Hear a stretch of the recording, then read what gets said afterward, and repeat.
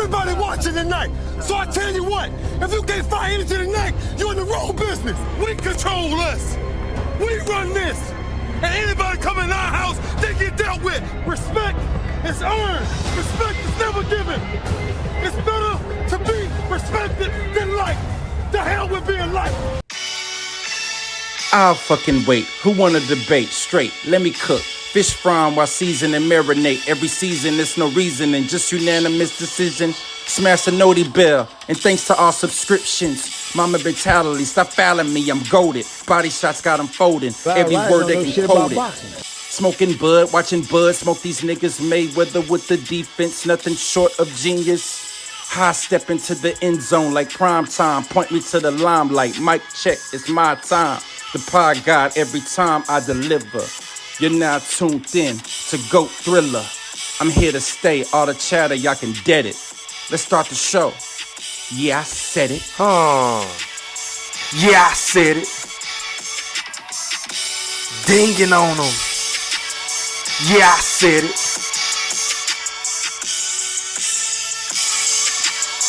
Yeah, I said it. I'm the best ever. There's never been fucking anybody. wait. I'm Sonny Liston. I'm Jack Dempsey. There's no one like me. I'm from Nairclaw. There's no one that can match me. My style is impetuous. My defense is impregnable. And I'm just ferocious. I want your heart. Yeah, I said it.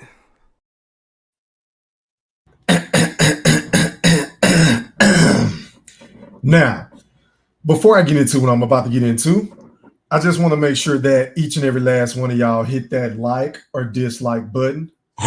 And please don't forget to put some other effing Coach K, Duke, full court pressure on that sub button if you're new to both of my channels.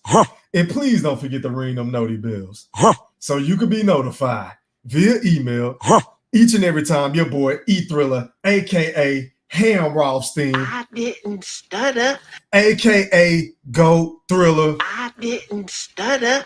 A.k.a. the mother effing Black Picasso, because I paint these pictures so vividly with my words on the sport of boxing whenever I feel like it. And once again, fight fans, ladies and gentlemen in the Wolf Chat,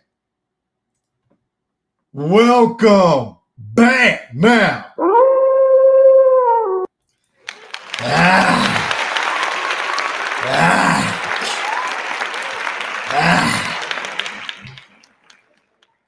First things first, man. Shout out to everybody that's watching this live stream podcast on both of my YouTube accounts. Make sure y'all put some popcorn emojis if y'all can hear your boy E-Thriller, aka the Black Picasso. And also, please hit that like button, pretty please. Let's get them likes up to 100 if possible, if we have that many people in attendance. Also, shout out to everybody on Facebook. Yeah, I said it. Shout out to everybody on the gram, and I mean the gram. Shout out to everybody on X, formerly known as Twitter. And last but not least, shout out to all my motherfucking dogs, all the new people that's been rocking with me and showing me so much love on my favorite social media platform, if I must say so myself, TikTok. Shout out to all my goddamn TikTokers. Yeah, I said it. I'm focused, man. Make sure y'all hit that like button, man. Make sure y'all follow me on all those social media platforms, man. And as always, tonight we're going to be talking about some boxing, jail-packed show. So we in it for the long haul, in my personal opinion. I ain't got shit else to do tonight but kick back with y'all in the Wolf Chat. Shout out to everybody on social media. And also, last but not least, I cannot forget, shout out to the playback gang, everybody that's going to catch this video in the morning or later on tonight whenever you get off work or whatever the case may be. If you're at the gym getting your reps in, you feel what I'm saying? Or if you're kicking it with your old lady, but when you get done kicking with the old lady, you want to pop in, you know what I'm saying? GOAT Thriller, a.k.a. the Black Picasso. It is what it is, man. However y'all want to play this shit. But anyway, man, shout out to the chat. I see y'all in the building. Put some popcorn and emojis in the chat. I wait. I will fucking wait. Y'all let me know if y'all can hear me, man. As a matter of fact, somebody must can hear me in this motherfucker, because shout out to my dog, man. This dude here, man. I mean, before I can even start popping my shit the way that I pop my shit, this dude is already donating to the goddamn channel. Facts, E-Thriller, big facts. Shout out to Lee Mansour, man. I appreciate the love and the support. And if anybody else would love to donate to the channel, the Cash App is, yeah, I said it, E3. And the Super Chat is obviously available 24/7, 365. But you already know, before I get cooking, I got to get you right, fam. Plus, it's Friday night. Motherfuckers got paid. Motherfuckers feeling good. You feel what I'm saying? Shout out to everybody in this bitch, man. A 1, a 2, a 1, a 2, a 3. Hit it!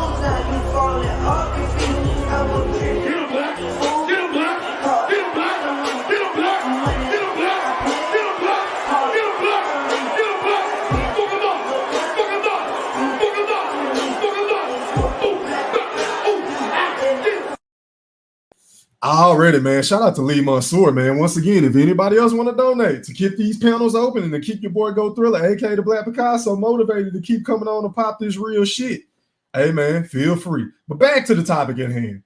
So we're going to do this, man, because it appears to me, your boy E Thriller, aka the Black Picasso, that somebody is apparently having a change of heart.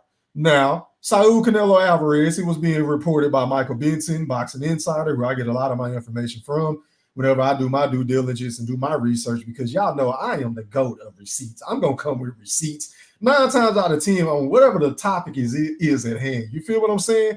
But anyway, shout out to Michael Benson. He reported this on August the 29th, 2024 at 4:59 a.m. That means that man was working hard whenever he got this story. And he said, God damn it, I'm going to put the information out there to the general public so y'all can take this and do as y'all may. But anyway, it is being reported that Canelo Alvarez has insisted that a Terence Crawford fight could still happen next, despite Crawford versus Sebastian Fundora being ordered.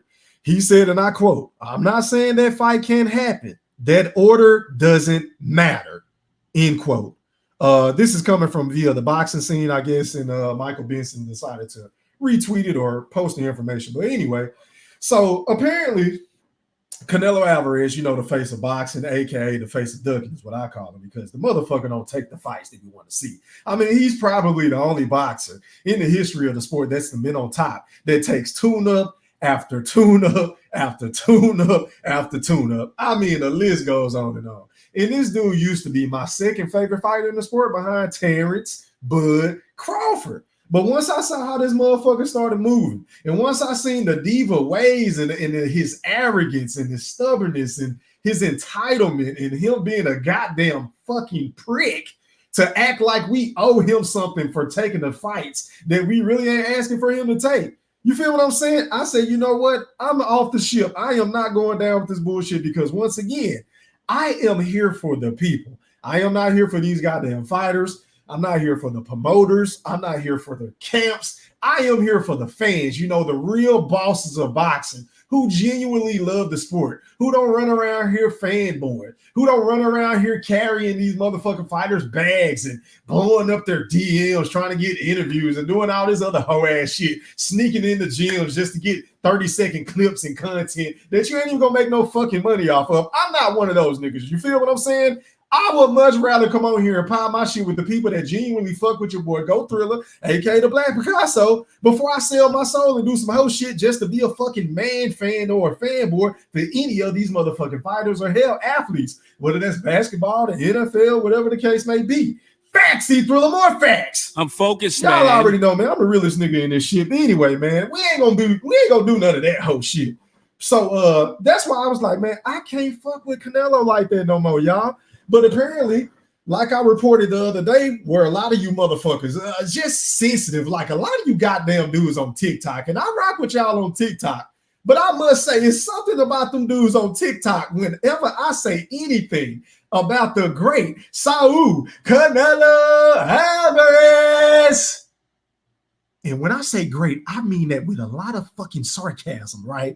A lot of these niggas be coming out the woodworks trying to attack my character. They try to attack my boxing knowledge. They try to say that I'm a racist just because I'm keeping that same fucking energy you goofballs had prior to August the 3rd, a week before, might I add, whenever y'all was saying, oh, Terence Bud Crawford versus Israel Madrimov, fight ain't selling. Whenever y'all was running with them dumbass narratives that Timothy Bradley, a.k.a. Desert Storm, a.k.a. my favorite boxing pundit in the sport, yeah, I said it, even though I don't agree with what the fuck he be saying all the goddamn time. Y'all took that shit and ran with it. Y'all said that, oh, the fight should have been in LA.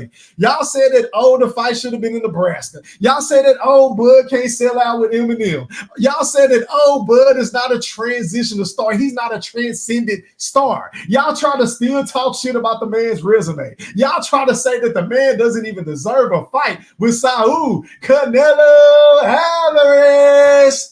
But these same motherfuckers with these YouTube channels, I mean, these goddamn washed up Neanderthal, these niggas just make me want to puke when I hear some of these angles that they be taking to try to shit on the great Terence, Bud, Crawford.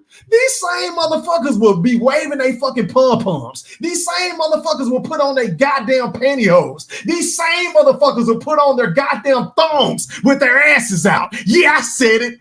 And wave and holler and jump up for joy for Saul Canelo Alvarez to fight motherfucking Edgar Bumlanger in my Quentin Bradley voice. These niggas want him to fight Edgar Berlanga. They're cool with that shit. They don't feel like Terence Bud Crawford deserves a fight. They feel like a guy in Edgar Berlanga, of all the opponents he could have chose, with being the face of boxing, with being able to pick and choose and avoid his goddamn mandatories and shit like that, from having all of these goddamn sanctioning bodies in his back pocket because he is the cash cow, dog.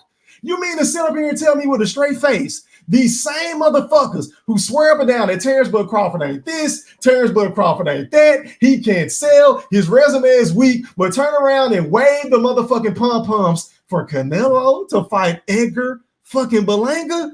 Make it make sense. I mean, somebody stop me when I tell a motherfucking lie. I'll wait. I will fucking wait. I'm focused, man. But why we waiting on that, man? Stop the motherfucking princess once again. Shout out to my brother, man, the real BFB Master Q, man. He said we need some eyes and some love taps. Hey, man, I appreciate the love and I appreciate the support. And you already know I'm going to get you right on that shit in a little bit, Q. But for right now, let me find you some shit, man. Let me find you some shit. You already know, man, I got to do this. Hit it! I on the live where I see numbers. Oh, I'm getting flashback. I'm getting flashback. I'm getting flashback. 7,000 people. Oh, I ain't seen this since my face. Man, I just got flashback. Man, I got 6,000 people. Man, I got flashback. Man, I used to have 70,000 people alive, man. Hey, man, shout out to everybody in the building, man. It's telling me I got about 34 people in here so far. And I know the YouTube don't really do their due diligence by sending out those notifications. But can the other 8 people hit the goddamn like button so we can get the likes up to 100 possibly? Pretty please. But shout out to my nigga Q again. I'm going to get you right later on. But back to what I was saying, man. But these same motherfuckers that be running around here shitting on every goddamn thing that the great Terence Bud Crawford do, right? Is the same motherfuckers that will praise Canelo to no end, that don't give him any goddamn constructive criticism, that think it's okay. They say that he's earned the right to cherry pick after cherry pick after cherry pick. And I mean, my Lord, ain't nobody asking for Canelo to fight fucking David Benavidez and then turn around and fight Terence Crawford and then move up to fight Bivol and then move up to fight Better BF and then move up to fight Alexander Usyk. We ain't asking him to take tough fight after tough fight after tough fight. Facts, he throw them more facts. I'm focused, man. But I mean, goddamn, Canelo in the Saul sexuals, can y'all throw us a bone every now and then? I mean, goddamn. But then these same goddamn imbeciles, these Neanderthals, they want Terence Bud Crawford to heal the world, make it a better place for Boots and Fedora and the entire... Fuck that shit! Terence Bud Crawford, if there was ever a guy, like I've said before, and goddamn it, I say it again, if there was ever a guy in the sport of boxing that has earned the right to pick and choose, who has earned the right to cherry pick a fight with Teofimo Lopez, who has earned the right to pick a fight with Ryan Kardashian, Garcia, with his goofy ass, who been running around here doing all this goddamn pump faking, acting like he won't smoke with the boogeyman, and Terence Bud Crawford. But not even at 147. This motherfucker talking like he want to move up to 154, just like Teofimo Lopez. So I'm saying as an avid Terence Bud Crawford fan, I'm saying as a guy that show up and show out every goddamn time these Neanderthals want to run around here making up these fake narratives and clickbaiting and shitting on the great Terence Bud Crawford's name. I'm saying, but goddamn, why not? Why not? Why not go ahead and take these easy fucking fights? Because the guys that we really want to see them fight, these niggas don't want to fight. All these motherfuckers playing one Mississippi, two Mississippi. I mean, goddamn. I don't think we will ever see anything in the sport of boxing quite like this. And from years from now, y'all, like, I truly believe that Terence Bud Crawford, whenever it's all said and done, I'm no boxing aficionado, I'm no boxing historian, I don't portray to know everything about the sport of boxing. So if I'm wrong, I'm willing to allow motherfuckers to educate me in the chat or on my panel whenever I drop this link tonight, right? Every time I go live. But in my personal opinion, at least in this era that I've been living in, I haven't seen anybody get ducked so openly, so blatantly, right? I've never seen a motherfucker get blackballed to the point to where, like, he can't really get any smoke. And the shit is really sad. But you know what's so sad about this shit? Is being a real Terence Bud Crawford fan, being a guy that's been supporting him ever since he fought Gamboa and Ricky Burns and all these motherfuckers he fought on his illustrious resume. I'm numb to this shit, y'all. That's how bad this shit. I am numb to the motherfucking ducking. I am numb to the motherfucking criticism. I am numb to the bullshit narratives that all these dumbass dudes with these fucking channels and these goofballs with these goddamn Twitter accounts come up with time after time after time again, y'all. We should be used to this shit as bud buddies by now. I mean, it is what it is. But it seems as though to me that since this fight isn't really selling that well with Canelo Alvarez, who's supposed to be the face of boxing, once again, I think he's the face of ducking. And Edgar Berlanga, now the man is more open to not only talking about a fight with Terence Bud Crawford, but now that the man is saying, he went from saying, look, I earned nothing from making that fight. I get no credit. He's only be one good fighter. I mean, I like Crawford. He's a good fighter, but he run a lot, you know, and he only fought Errol Spence. Shut up! Shut the fuck up! Because I can vividly remember at that first goddamn press conference on one of them goddamn behind the scenes with or interviews with Eddie Hearn or whatever, whenever Eddie Hearn walked in the goddamn locker room, you gonna try to press Eddie Hearn and say, oh, yeah, y'all been using my name to promote that fight with Crawford and Israel Madrimov. Shut up! And now, lo and behold, these motherfuckers want to talk about Terence Bud Crawford. All of a sudden, the face of boxing, a guy that can sell with anybody, a guy that sells out arenas, a guy that always sells out all these motherfucking stadiums worldwide and shit, right? He's the biggest talk in town. All of a sudden, this man want to talk about Terence Bud Crawford. But a couple of weeks ago, you weren't trying to hear none of that shit.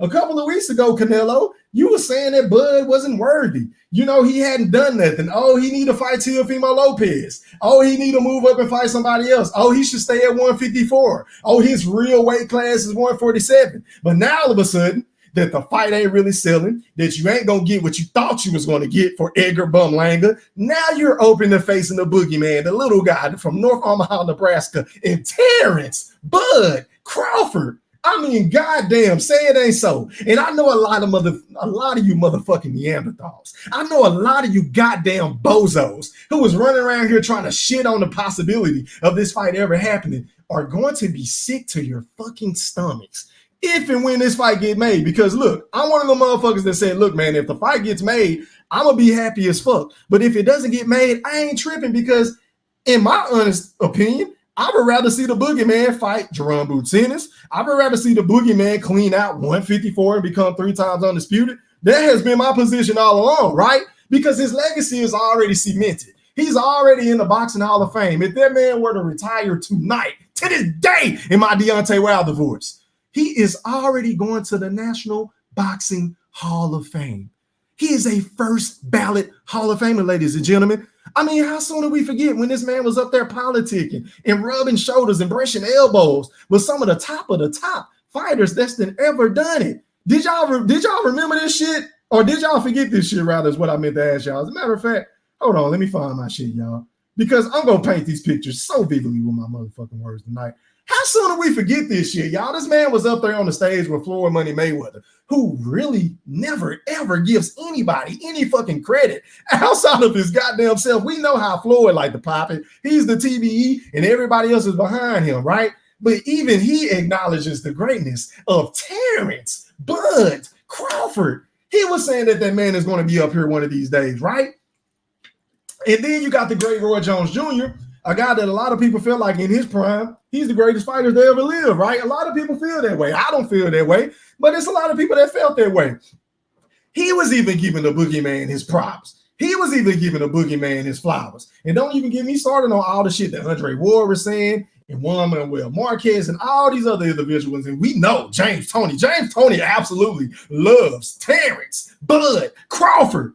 He was up there popping his shit with some of the top fighters in their respective eras, y'all. So whenever you talk about Terence Bud Crawford, just make sure you put some motherfucking respect on his name. And the next time y'all want to shit on the possibility of this fight happening because you feel like that Bud hasn't earned the right, you feel like Bud resume is weak, you feel like Bud isn't a ticket seller, you feel like, oh, they've been passing out tickets and to all these goddamn fights, even in Omaha. You feel what I'm saying? You had some of these dumbass niggas with these washed up ass channels running around here spreading propaganda, running around here lying on the great Terence Bud Crawford. But these same motherfuckers, I find it funny, y'all. These same motherfuckers that love to talk about the boogeyman, that love to talk about his numbers and lack thereof, who love to talk about his live gates and pay-per-view sales.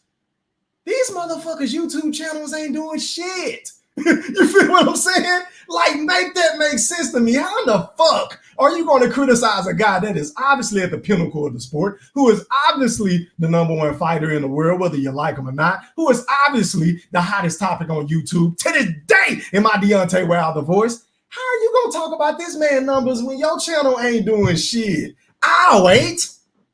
I mean, I will fucking wait. I'm focused, man. Can somebody educate me in the chat, man? Like, how does this shit work? How are you gonna criticize a motherfucker that ain't getting no numbers when you ain't doing no numbers either? You feel what I'm saying? Like, I need somebody in the chat to make that shit make sense to me. But anyway, man, so it seems like Canelo Alvarez is open to making a fight. Now, do I think the fight is going to happen? I don't know. I still don't know, which is why I got a poll up right now. And I don't know why or how I got more votes than likes on my channel, but it is what it is. But anyway, it says, is Canelo using Terence Crawford's name to sell his fight versus Berlanga? 76% are saying yes, 24% are saying no. Now, we got to keep in mind, ladies and gentlemen, in the Wolf Chat and the Playback Gang, that there's going to be a huge selection of motherfuckers who just love Canelo. You know, the Hispanics and the Latinos. Y'all know me. I'm not a racist. I don't race bait. I don't have to do that to make my talking points, right? Even though the motherfuckers attack me every goddamn time, I give Canelo the same energy I give black fighters all the time. I mean, tell me where I told a lie. Because these motherfuckers don't be nowhere to be found when I be getting on Tank. These motherfuckers don't nowhere to be found when I get on Shakur Sleeperson. These niggas are nowhere to be found whenever I get on Earl Spence. You know, things like that. Sean Porter got a belt too. So I'm going to Israel and fight him, knock him out, and things like that. Facts, he throw more facts. These motherfuckers, these idiots, these imbeciles are never around when I'm giving that same constructive criticism to black fighters. And hell, I'm a black man in America. You feel what I'm saying? Born and raised in Dallas, Texas. But I just got to keep the same energy because once again, I'm the nigga on YouTube, right? That's going to tell y'all what y'all need to hear. I'm not going to tell you motherfuckers what you want to hear. Facts, Thriller, more facts. 100. Y'all already know how I play. If you've been following your boy Go Thriller, aka the Black Picasso, and if you are a fan of my channel, if you support my channel, then you know how I rock. I done got on Bud, my favorite fighter, plenty of times. Just go back and do your fucking research. You feel what I'm saying? But just because I get on Canelo, a lot of these motherfuckers get uptight and they get in their feelings, and I don't get it. But hey, I really don't give a fuck. I really don't give a fuck, to be honest. But hey, man, there's still going to be a huge selection of his fans, the biased fans, the racist fans. They're going to buy this fight, even though they know the outcome of the fight, even though they know this is another bullshit fight. Because let's be honest, he should really be fighting David Benavidez. See, we wouldn't even have to talk. We shouldn't even be talking about a fight between him and a guy that's moving up from 154 if he would just fight the motherfucker that was in his own weight class. We wouldn't be talking about a weight differential or discrepancy. We wouldn't be talking about, oh, Bud need to do this and oh, Bud need to do that. If the motherfucker who is supposed to be the face of boxing take the fight that we've been waiting for him to take for the last 2 to 3 years. This man has been the motherfucking interim champion for God knows, I don't know how long now. The man that went to Canelo fights, he's calling him out respectfully. He's calling him out disrespectfully. He said, look, man, it ain't even about the money. I just want the opportunity because I feel like I can really beat this guy. I donate my proceeds to His Excellency charity. I go over to the kingdom in Saudi to fight this guy. I don't give a damn where we fight. Canelo can have the TV right. He can have all this shit. I just want to get in the ring and ding on him. Ladies and gentlemen, I'm talking about the Mexican monster. So if Saul Canelo Alvarez was really doing what he's supposed to do as being the quote-unquote face of boxing, then we wouldn't even be talking about this fight between himself and Terence Crawford. But let's be honest, ladies and gentlemen in the Wolf Chat, make sure y'all hit that like button. This is Canelo's MO. Canelo has a long fucking history, a plethora of fucking fights with smaller fighters. And I'm not saying he hasn't moved up to fight bigger fighters. I'm not saying that. But if you look at Saul Canelo Alvarez's resume, and Terence Crawford alluded to this a couple of weeks ago on the Porter Way podcast. Shout out to Sean Porter. But he said that Canelo has a history of fighting guys like Amir Khan and all these other guys that he made move up and wait. He ain't had no problem then. He ain't had no problem fighting boxers then. Because we all know before Amir Khan went to sleep experts, he was boxing his socks off. And I ain't see Canelo huffing and puffing before the fight. I ain't see Canelo getting frustrated during the fight. He just took his time and he caught him with the right fucking shot and sent his ass to sleep experts and knocked him the fuck out. You feel what I'm saying? And it's cool with that. He was cool. He was all fine and dandy, right? Just like it was fine and dandy whenever he started to, or he decided to box against Triple G in the first fight.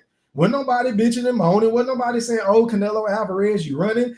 Oh, Canelo Alvarez, you ain't staying toe-to-toe outside of Triple G. You ain't have no problem with boxing then. You ain't have no problem with boxing all these other motherfuckers that you've been fighting, like Billy Joe Saunders and all these other motherfuckers that like to do all this running and shit. You ain't have no problem. But whenever it comes to Terence Crawford, you want to make all these goddamn excuses. But then when you have a guy, once again, I cannot regurgitate this enough, in your same fucking division at the time, because the man has moved up to 175 because he like, well, shit, I ain't gonna ever get the fight, so I might as well go ahead and go on and move on with my goddamn legacy and wait for the winner between Bivol and Beterbiev, aka Wolverine, right? I'm talking about David Benavidez.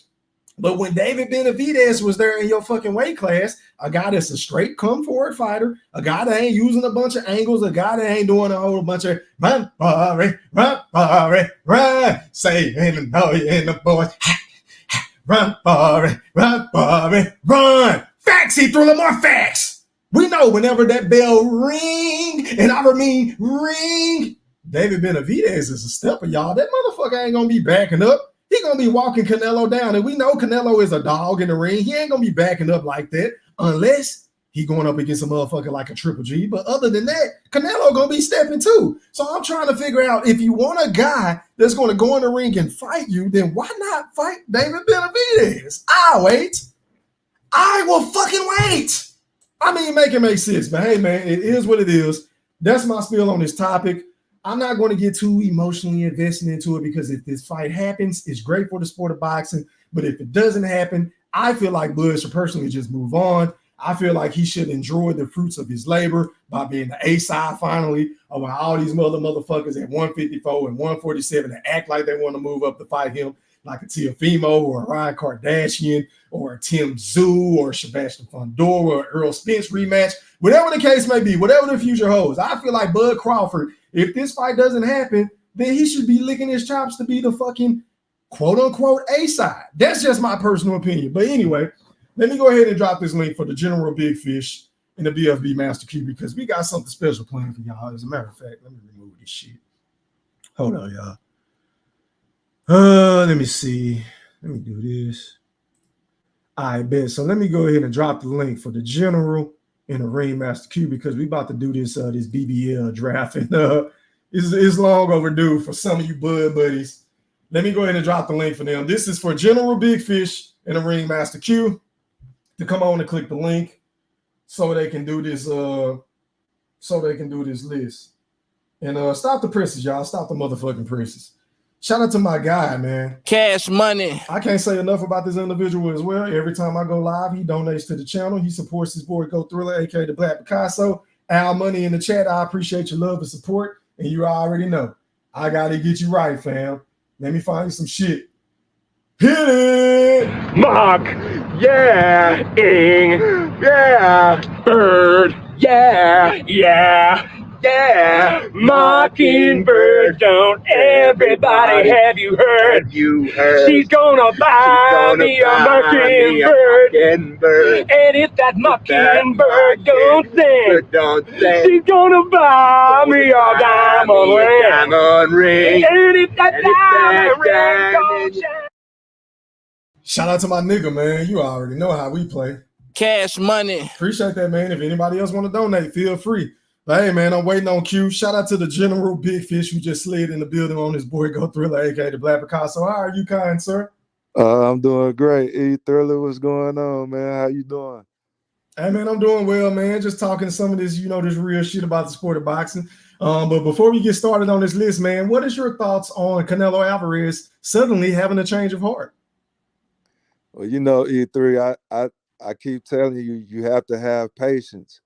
So I've been saying that the fight is, once I thought about it, I said, man, Canelo seen the slippage against Madrimov and was like, man, I can beat this guy.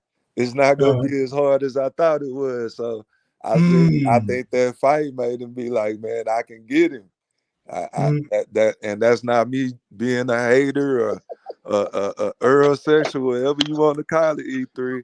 That is what I think Canelo seen. He seen that fight. And well, let me go ahead. I was just going to ask you a quick question before I ask you his opinion on this shit. Wouldn't it be something if Terence Bud Crawford lured him in during that fight, General Big Fish, by not looking as spectacular as he possibly could look? Do you think that's a possibility that Bud say, look, man, I'm going to kind of step off the gas a little bit just so I can possibly get this fight with Saul Canelo Alvarez? Do you think that's a possibility, or am I reaching? I mean, it sounds good, but I think you're reaching a little bit.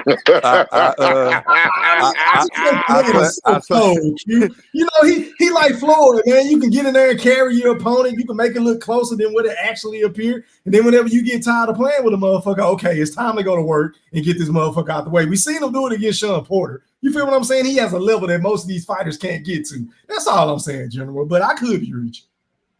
Now, for him to win that fight, and I told you, I do think that Bud will win the fight, but it's gonna put everybody to sleep though. It's gonna be a secure sleeperson style fight. He is going to be on the move like no other. That's the only way he can win. E3, like for real. I mean, it would be idiotic for him to stand and bang with Canelo Fish. I agree. Yeah, he ain't gonna be able to do it. Maybe in the last, we all know that Canelo has when he started the fight, his tank is already on the quarter full, a quarter to empty.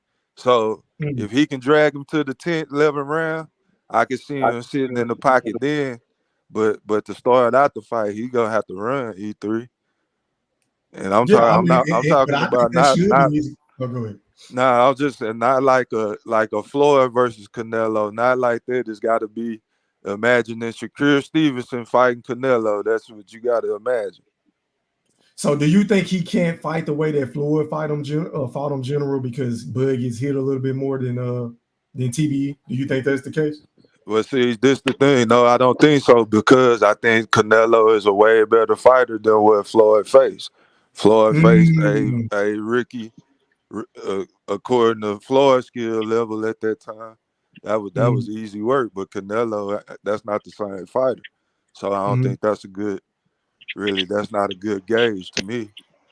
The Madrimov Crawford fight is the gauge, in my opinion. What I seen in that fight let me know that's a dangerous fight for Bud. Already, okay. The Ringmaster Q, I appreciate you for pulling up. How are you, kind sir? Oh man, I'm all right, man. I'm enjoying the show and enjoying the topic. Appreciate that. And speaking of the topic, Q, like what is your feelings toward Canelo Alvarez suddenly having a change of heart about facing Terence Bud Crawford? Shit, man, them options is dwindling. The face of boxing running out of options now, Q. Is that what you're trying to say to me? Shit, what I'm saying is, I think he got away with it with the Jaime Muginu. Somehow, some type of way, he gonna get away with it with this Edgar Bumlunga matchup. But after that, that M. Billy, he's not gonna be able to sell that M. Billy shit. Don't nobody know no fucking M. Billy. Don't nobody want to see no Canelo and no fucking M. Billy. You're gonna either fight the fight that we really want to see, and that's David Benavidez. I don't give a damn what nobody say about who deserves what. That's the fight. If the boxing guards gave me one option right now, that'd be the fight I pick over anybody to match up. I would pick that fight, bro. I agree. But you know, Golden was telling me that shit about quote unquote Bud needing to put on, and I'm not gonna lie, but Mr. Golden did tell me this before the fight. He said, Bud, to get a Canelo fight, he did say he don't need to look too dangerous. You know what I'm saying? He need to look vulnerable so he can lure him in to get the fight. So that ain't the first time I done heard that. Yeah, he did. He said that before. Mr. Golden said that shit before the fight. Yeah. He did say that. I'm not gonna lie. He told me that. He was drilling that shit. And I was like, do you think that was the case, or do you think it was just a really tough fight in your opinion? I honestly think it was a tough, unexpected fight because I don't think the man expected that man to become super Frank Jr. You know what I'm saying? I ain't think he was I ain't think nobody expected that. But no, I think it was a tough, good fight, man. You know, first time in the weight class, you know what I'm saying? You know, it don't always be peaches and cream for nobody. I don't give a damn who you are, you know what I'm saying? You know, I wouldn't expected nothing less considering the man was supposed to have been a champion. So if he'd have washed him, I'd have had no respect for that championship or belt. So to me, it was a good fight. Already, man. I appreciate y'all opinion on that. Now let's go ahead and get into what we're supposed to get into, man, because it's long overdue. This is the first annual or inaugural, pardon me, BBL draft between the General Big Fish, who is going to pick his team, and the Ringmaster Q, the BFB Ringmaster Q, man. But before we get into this, shout out to my nigga, man. Cash Money. For giving me a super chat donation. Give me 1 second, y'all. Let me put this on. I think it's a super sticker. Hold on, y'all. My apologies. Shout out to my nigga Moolah again, man. You already know I got to get you right before we start this shit. Hit it!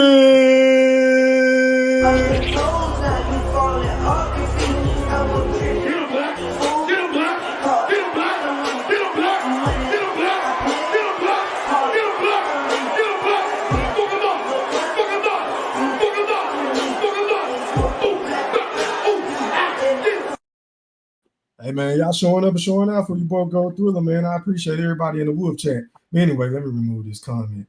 All right, man, so before y'all pick y'all teams, right, let me read the instruction book on what it takes to be a BBL, right?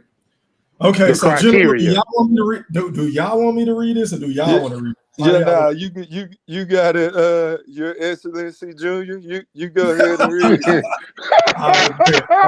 it. So the BBL instruction book. So rule number 1, you have to, I think it says, any constructive criticism directed at Bud Crawford is considered hate. Number 2, hate or have disdain for the PBC, Earl Spence, Al Heyman, Bob Arum, Oscar De La Hoya, Eddie Hearn, all Earl sexuals. Free speech. Wow. Alvarez, Timothy Bradley, and non-title fights. Requirement number 3. thinks Bud can beat and knock out Saul Canelo Alvarez. Number 4, he can beat a prime Floyd Money Mayweather Jr., aka TBE. Like I said before, okay then. Number 5, y'all got he has a great resume. Oh wow. Okay. Says he only cares about legacy. Number 7, Bud is a superstar / the face of boxing. Number 8, any fighter that calls out Bud doesn't deserve to fight. Yeah, y'all niggas do be saying this shit. I'm not gonna lie. Number 9, think Shakur Sleeperson and Bud are the exact same caliber fighter. Let me correct that. Hold on. I bet. Hold on. All right, and then last but not least, 10, anyone who disagrees with the Bud buddies, they're a casual. And then here goes the footnote, ladies and gentlemen, in the Wolf chat. It says they don't realize their behavior is worse than neurosexuals, Saul-sexuals, bootlickers, flomos, and pactards, all put together. All right, so that's the criteria. Now, this is where it gets fun, y'all. We got a list of candidates. Y'all let me know if y'all can see this, or do I need to zoom in? Q, do you think I need to zoom in on this, kind sir? Can y'all see this? Yeah, I can see it. Okay. Let me know if I got to zoom in some more. Big Fish, where you at? Yeah, I'm right here. Can you see the list? Shit, barely. Man, you barely goddamn zoom in 170. What about that? That's on 200. Yeah, go ahead. That's good. Can you see it now? I bet. So do y'all want to flip a coin on who going first or who picking first? Yeah, go ahead and flip that coin. Yeah, we gotta flip a coin. Yeah, fuck that shit. Right, yeah, flip a coin. No. All right, so who calling it? Hey, the great Randy Moss said, "Tails never fails, Dante. They don't play Madden like us, Dante. Golly." Which one of y'all calling, man? Go ahead, call it, General. Tails never fails. I bet. Shout out to the GOAT, Randy Moss, man. But anyway, all right, so General Big Fish, you first up, man.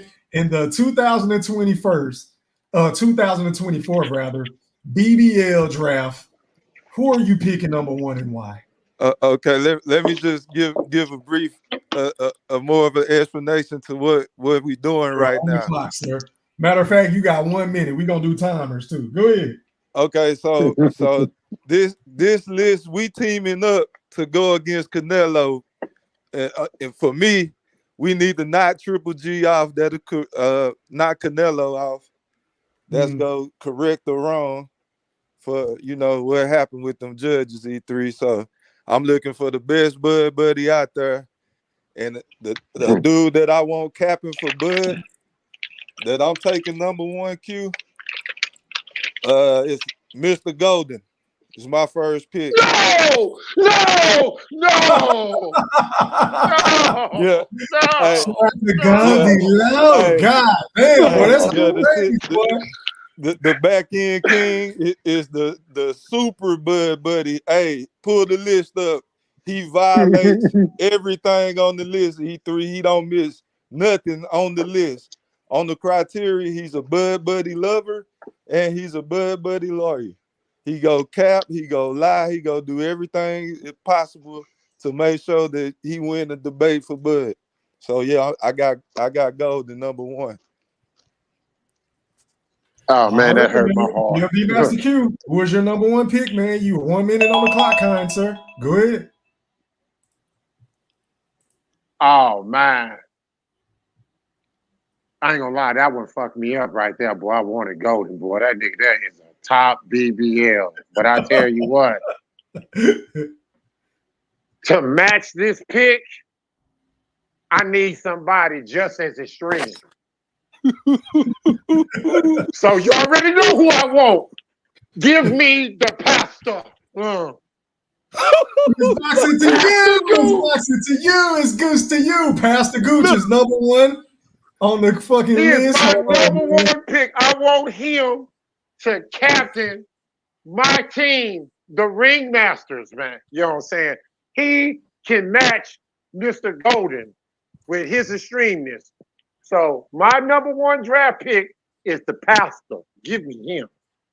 I like it, man. I like it. Man, that's a good ass. You stole one of my picks, man. I got to scratch him out the list. Hold on.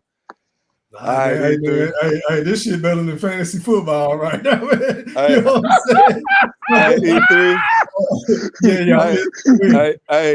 We ain't got shit to do. Go ahead. My team is we go do it in style. E3. The 10 people I pick, we go do it in style because of the next person that I'm about to pick. Yeah, we flying. I was doing 12, Big Fish. Okay, 12. Yeah, I'm putting 12. On this list now. Some people gonna get left off, but yeah, go ahead. Okay, yeah. So yeah, we gonna be on the Lear jets, flying high, riding limos, everything with this guy.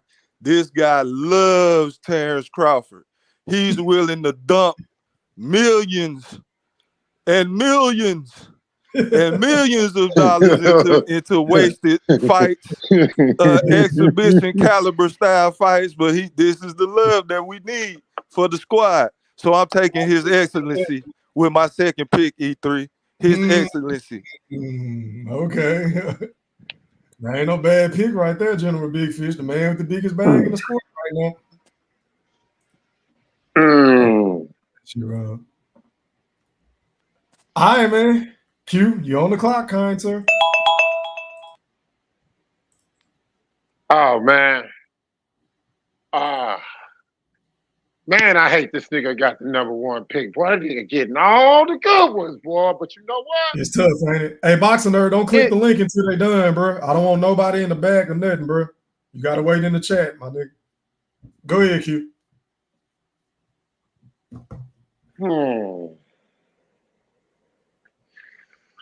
I need some controversy. I need some controversy, man. I need somebody that can't nobody fuck with. I think he's the most powerful person in the Bud Crawford's camp. I think he's the most powerful person in boxing that don't nobody want to give him his card or his credit. So with the number 2 pick and the 2024 BBL Bud Buddy draft, I am taking Victor Conte sauce. Give me Victor Conte. Hey, E3. Victor Conte. I knew you were going to try to take him next. I had to do it. E3, he didn't get his pick in time, man. Nah, he really did. Give me the Conte. Hey, that's a great pick. Hey, we gotta do. What's the rules on not getting your pick in, E3? Hey, man, to be honest with you, man, if you don't get your pick in, Q, your opponent has to auto select for you, sir. Oh my God! So I can give him who I want to give. Yes. So I can sabotage the team. Okay. Yes, okay.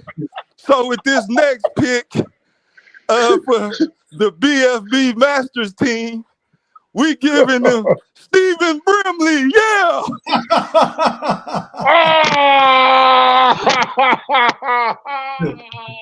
This guy Stephen Brimley. All right. I got you. Big Fish, you are on the clock. Who are you selecting with your third pick? Oh man, hold on. I got to adjust. I got to do an adjustment, E3. I didn't expect that to happen right there. Hold on. I needed that. That's gonna strengthen the team right there just by making sure that I didn't get Brimley on the team. Let's see. Damn.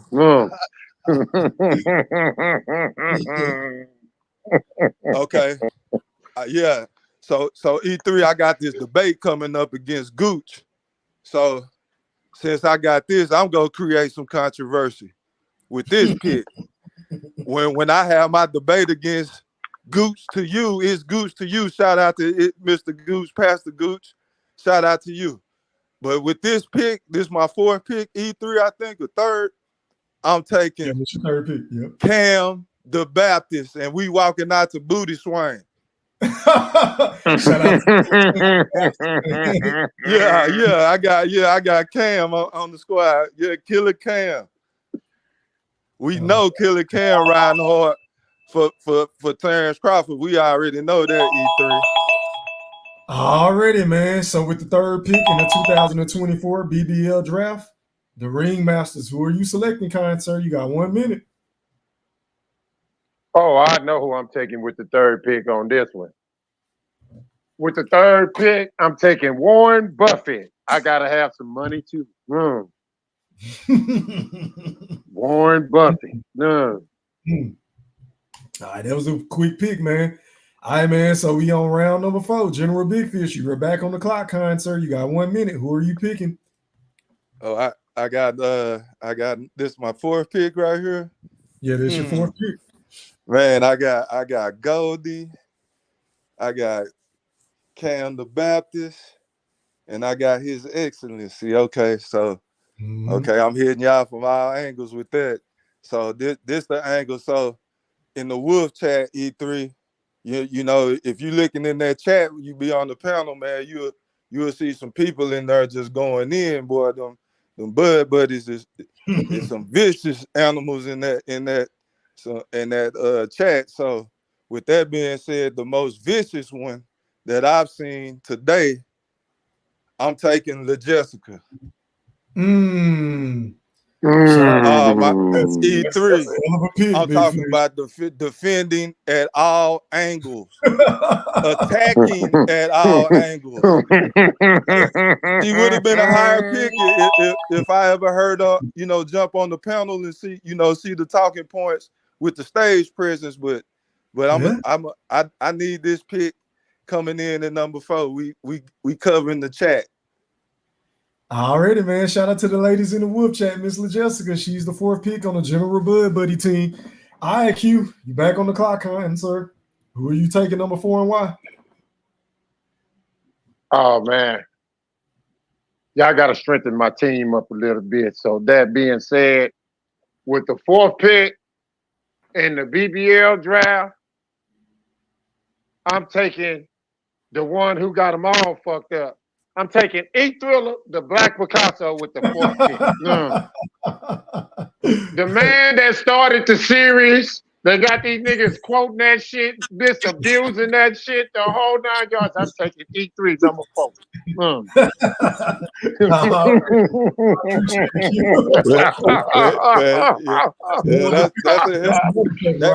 That's a hell of a That's a motherfucker right there. Hey, Q, I really wanted to take him number 1, but I thought he would have ended the show if I'd have picked him first. So I would have got mad. Yeah,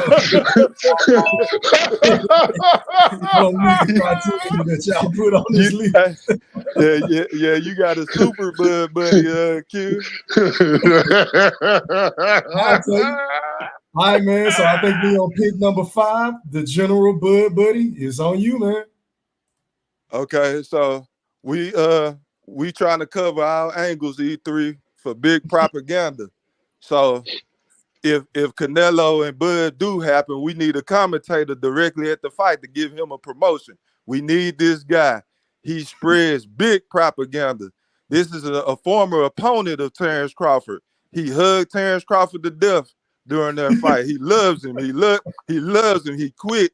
His dad loves Terence Crawford. He threw in a towel for him. So this guy I want is Sean Porter. He's gonna commentate Terence Crawford to a win, no matter what, no matter how the fight looks. So I'm taking Sean Porter with my 5th pick, E3. Hey man, shout out to the Porter Way podcast. That's a hell of a pick, Big Fish. And we know that nigga love Terence. Man, love him. Yeah, Q. Shout out to the Porter Way podcast, man. All right, Q. Pick number 4, kind sir, I believe. Hold on, is it pick number 4 or 5? Hold on. It's 5. Okay, pick number 5. My bad. Go ahead, Q. You got 1 minute, kind sir.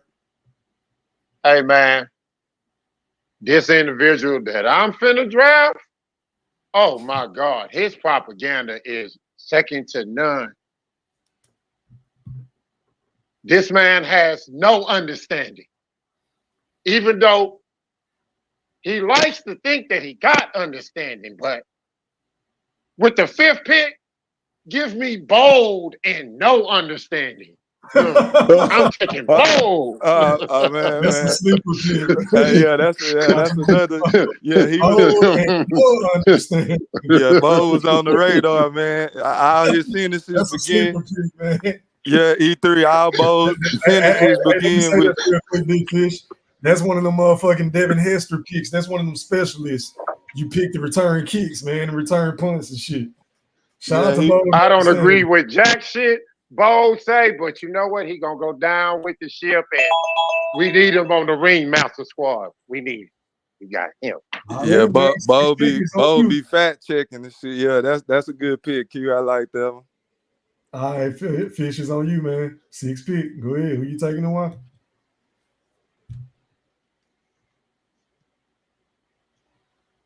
General, we can't hear you. Okay, I had to think about it. E3, I still got Oh, okay, time. my bad. I ain't gonna miss my time. Like, okay, so I'll remember I'm covering all angles. So I need a crack. I need somebody that's gonna crash out. So this guy right here, you know, he just clicked the link and he stick his head out and it just takes bashes across the head with steel chairs, tables, ladders, and everything. This guy here, it will make up anything on behalf of Terence Bud Crawford. I'm gonna take Blue Hustle for my front line, man. Blue Hustle, 15 G's, Chief. Yeah, 15 G's, Chief. Hey, I got what Blue Hustle. Come on, Blue Hustle, come on down. Hustle, man. Hey, that's a hell of a pick, Big Fish. Shout out to Blue Hustle, man. All right, Q. It's on you, kind sir. All right, man. With this next pick, I don't think nobody can count for Bud Crawford harder than this guy. This guy don't try to hear shit. What we on the 6 pick? I need something from Omaha, man. I need something from Omaha, man. So give me Bernie the Boxer. Like I say, nothing but ringmasters. Nothing but ringmasters. All right, General. So with the 7th pick, man, in the BBL draft, who you taking and why? Okay, this guy right here spreads big propaganda, and it takes him a long time to get it off. So he's gonna lull all the opponents to sleep. He's gonna spread big propaganda. So this guy right here is COE Films. Oh hell yeah! Oh my God! That's a sleeper too, right there, man. All right, Q. Next pick on you, kind sir. Oh man, I'm gonna switch it up a little bit, man. With this next pick, I'm trying to cover all angles, so you know I need to dip in the chat. With the 7th pick, I gotta take the X-Man. My boy consistent in that motherfucker. I need somebody to run that chat. I need somebody solid in that chat. You know what I'm saying? I'm fucking with the X-Man. Alright. All right, General. It's on you, kind sir.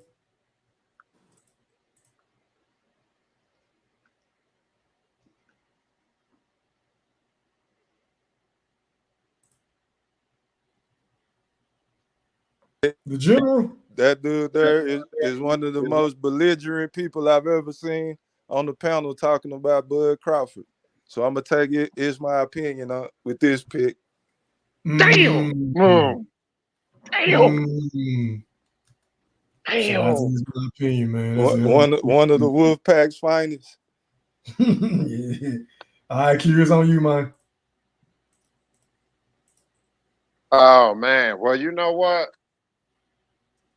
I gotta find somebody that I think can come close to that. And I think I haven't heard anybody recently than King. Give me King. No. Shout out to King Boxing, man. Yeah. That's a good pickup, man. That's a good pickup. Already, Big Fish is on you, man. So Q done let him slip by, man. We need Terence Crawford on that juice. So I'm gonna go ahead and pick up Victor Conte, man. God. All right, it's on you, Q.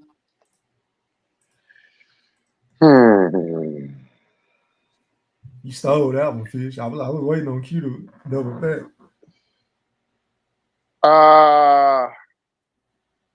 Oh man, I'm tripping. How could I ever forget?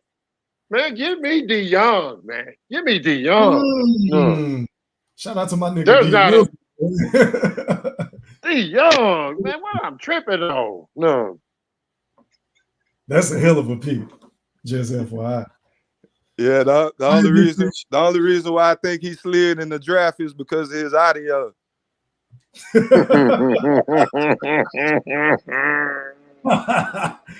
Oh shit. It's on you, Fish. All right. The Meme King, one of the best thumbnail games in the country in YouTube boxing. Rebel Life. He is a super Terence Crawford supporter. So yeah, I got Rebel Life on the squad. What up, Reb? Shout out to my brother Rebel Life Boxing, man. Make sure y'all go sub up to his channel, man. That's a great fucking pick, Big Fish. Go ahead, Q. It's on you, man. What number is this, E3? I believe you guys are on. Let me see. 1, 2, 3, 4, 5, 6, 7, 8, 9, 10. That was We're on 10. number 10. Yeah, you're on number 10. Oh, it's getting bad. Yeah, y'all got like 2 more, man. Y'all got like 2 more to fill out your NBA roster. Oh man. Well, look.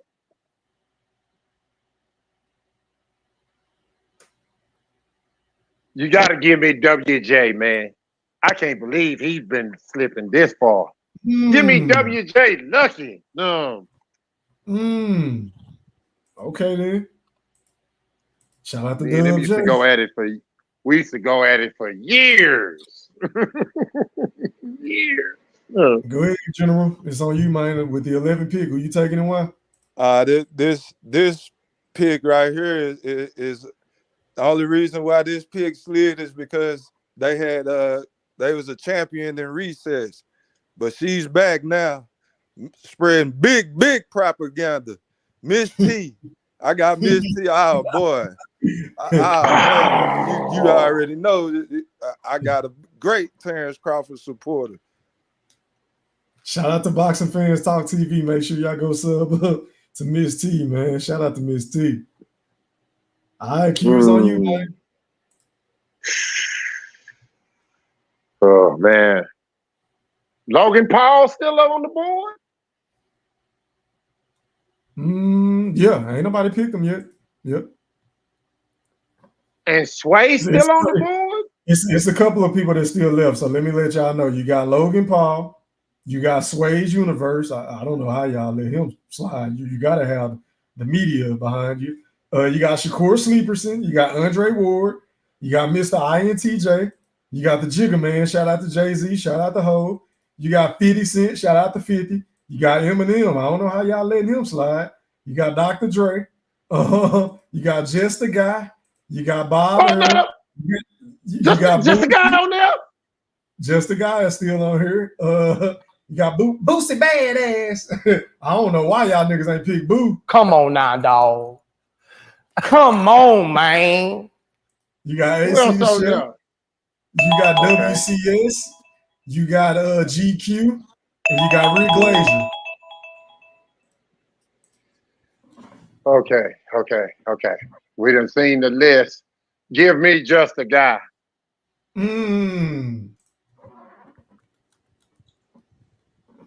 Okay then. And I believe this is your 12th and final pick, General Big Fish. Who you taking and why? I hear he's a big time shit starter for Bud Crawford. This is not any disrespect of you being the 12th pick, because you're gonna get a lot of playing time on this squad. LeMonsour. Oh yeah, that's my boy. Yeah. Oh man. Shout out to my man, Lee Mansour, man. Shout out to him. All right, Q, your last pick, man. Who you taking and why? Man, I gotta take Boosie, man, because I know Boosie loved the shit out of Bud Crawford. That nigga told my nigga in his face that he was gonna get stopped, man. So with the last and final pick, I'm taking Boosie, badass, man. Yeah, you gotta play that E3. Come on now, dog. Come on, man. Boosie ass, man. What the fuck wrong with y'all? Hey man, what do y'all want to say to the people that got left off the list, man, or off y'all teams? What do y'all want to say to those individuals? Oh man. Y'all got to step that propaganda up a little bit more. You know what I'm saying? You know, y'all, this is better than the top 10 to, we will do this often. We might expand it for more than 12, man. Y'all just got to keep doing what y'all doing. That is represent Bud Crawford to no end. No end. Yeah. Hey man, so let's do this. I want to know in the chat, by a show of hands, who do y'all feel like won this draft, man? The first BBL draft of 2024. Do y'all think the General Bud Buddy won, or do y'all think the Ringmasters won? Y'all put some shit in the chat. And also, man, if anybody want to come on the rock, let me put this link back in the chat. Y'all want to come on and talk about the draft? Y'all want to come on and talk about something else? Hell, we can talk about football, basketball, boxing. It really don't fucking matter, man. On the Yeah I Said It podcast, everybody's entitled to their opinion to come on and pop their shit. So let me go ahead and pin the link. Anybody want to come on and rock with us, man? But y'all go ahead, man. I gotta go use the restroom. I ain't gonna lie though. If this was like a full debate type squad, I ain't gonna lie. I like my squad, man. I'm not gonna lie. I kind of like it, bro. Think about it. I see you go. I like this squad. I got some niggas that can talk. You know what I'm saying? Hey, my number one pick just came on. Q, what's going on? Go. What's that to them, boy, buddy? God damn, boy, number one draft pick. Boy, y'all can't tell me shit now. God damn, boy. And then you went and picked my girl. You got the Jessica with me? Oh, shit. Oh, yeah. I can't wait till she come on the panel tonight in the chat tonight, boy. Whoa. Oh. Hey, Q. Yeah. That nigga broke your heart in it. Man, I told you we were fighting over you. I told you. You thought I was lying. My homeboy had the General. That nigga got 4 names. General Big Fish, General Boy, but I can't call the other General name on TV now.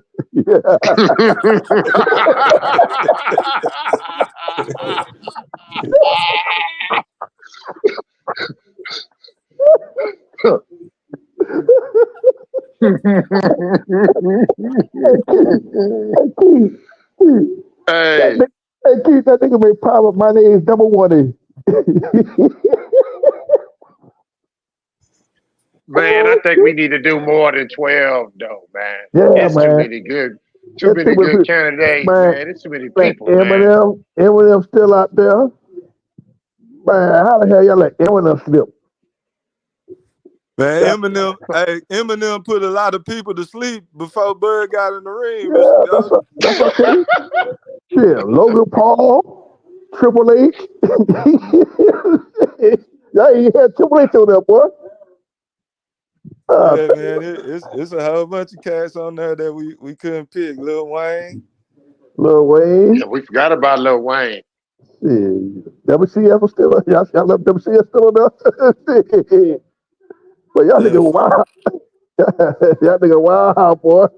But Fish, you did the thing, dog. Boy, you did the thing. Boy, you got the queens. You got now, that's a That nigga powerhouse right got there. both of them, bro. He got both of them. The powerhouse. Boy, you got. I got excellency. Yeah, I got the squad, man. Unwavering support. The Victor Conte one hurt me, boy, the most. But Boy, Q, that pick there. I thought fucked you my gonna come board up, man. But listen, hold on, Q.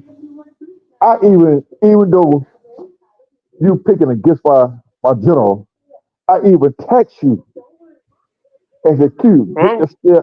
I text you. I said, Q, Victor's still out there on the board. Mr. Golden, I might have to when E3 come back, man. I think I'm about to request a trade.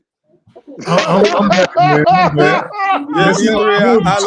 I like to request a trade immediately. I need a trade. Yeah, I thought you didn't trade me. I need a trade, E3. Hey, I gotta trade the #1 draft pick. Listen, I got a no trade clause in my contract. It's a no trade clause, nigga. You can't trade me. Jody. Huh? Jody, can you hear me? Yeah. Give me 1 second, kind sir. Shout out to Fotex, man. I appreciate that love and support. He said, I think ring rust on Bud time and play the factor. Yeah. I don't really think he had any ring rust. I just think the dude was herky jerky and he fought a game. He had an excellent game plan. And because I've always said, in order to beat Terence Crawford or to make him face some sort of adversity, you got to be patient. You got to counter the counter puncher. Bud struggles against counter punchers. That's a fact. But shout out to you, man, and shout out to my nigga Mullah again for that super sticker. Y'all go ahead. My bad. Hey, E3, the draft not over with yet. I got a no trade call, nigga. I got a no trade call, nigga. Goldie, we need you. I wish you would trade me. Trade me. Trade me. You're being insubordinate right now to the team captain. E3, I'm requesting a trade right now. Right now. I got a no trade call. Hold on, y'all. Put him in the background, E3, because he won't be quiet. Hey, before we move any forward, man, Goldie, fix your fucking mic, bro. I can barely hear you, bro. You sound muffled like this morning. I see you past the gooch. Fix your mic, bro. I can hear you much better now. Thank you. Appreciate it. E3, I need to talk to Q real quick on this trade request. Hey, I know. Hey, who you gonna give me for Goldie, Q? I got a no trade call, nigga. Man, I ain't gonna lie, man. I like this squad, man. You can give me anybody. You can give me. I'll take anybody. But Fitz, you can also you do know it's still free agents out there, so you can drop Goldie and pick up one of these niggas that y'all didn't pick up. You do know that, right? Drop me, Dan. Drop me. Man, you know what? Man, we should have kept drafting, man. Look at all these good motherfuckers. Look at all these motherfuckers that didn't get drafted that's supposed to be on squads, man. Well, I'm gonna pick my own team, then. Fuck that shit. Protect say give him brim. E3. Goldie was helping I picked Goldie first, and he helping Q on the draft, man. That's why I was trying to trade him. Yeah, that's fucked up.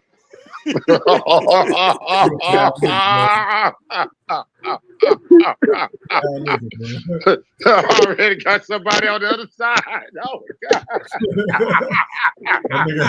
that nigga like Steven Jones, Fizz, nigga cheating, man.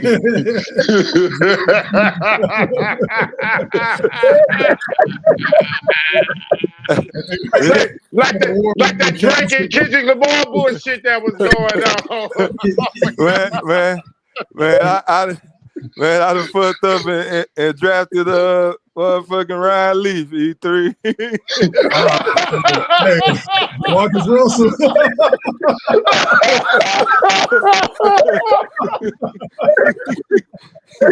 I gotta go with Terence Crawford, man. You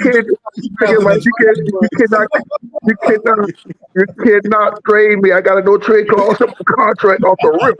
Nah, rookies don't have no trade clauses, I ain't motherfucker. no rookie. I'm a vet. That nigga Trade say- clause, nigga. I'm a We vet. know football, nigga.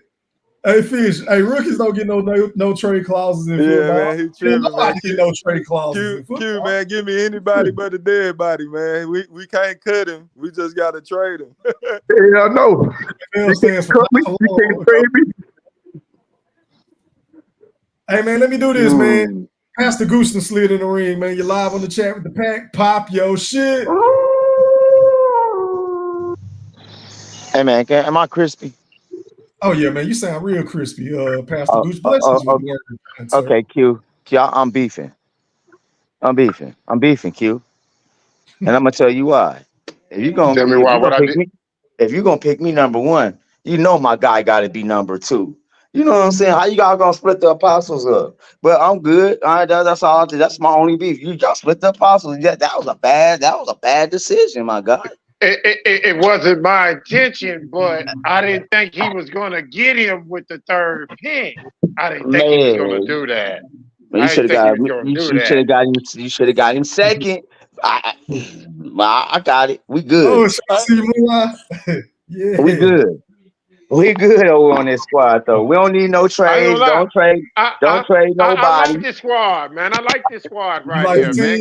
What you think about the team? I got the list of what you think about both teams, man. What you think? Like I said, don't trade my team. Don't trade nobody. Big Fish, he the one thought he had it. He thought he was Mr. Gold, number one. He thought he had you one. Hey, Goose, we got his excellency over here, man. You should come over here, man. Oh, now you want the apostles. Now you want the apostles. See, you should have picked Goose first. See, don't. Hey, we got Boosty Boo over here. That was the only way I was gonna be able to get you and Cam. Nope. Hell no. What, you think I was gonna allow that shit? Hell no. Nope. Y'all got nope. Hell no. Nope. Like I said, I'm more mad at Q than I am you, Big Fish, for the simple fact you did what you were supposed to do.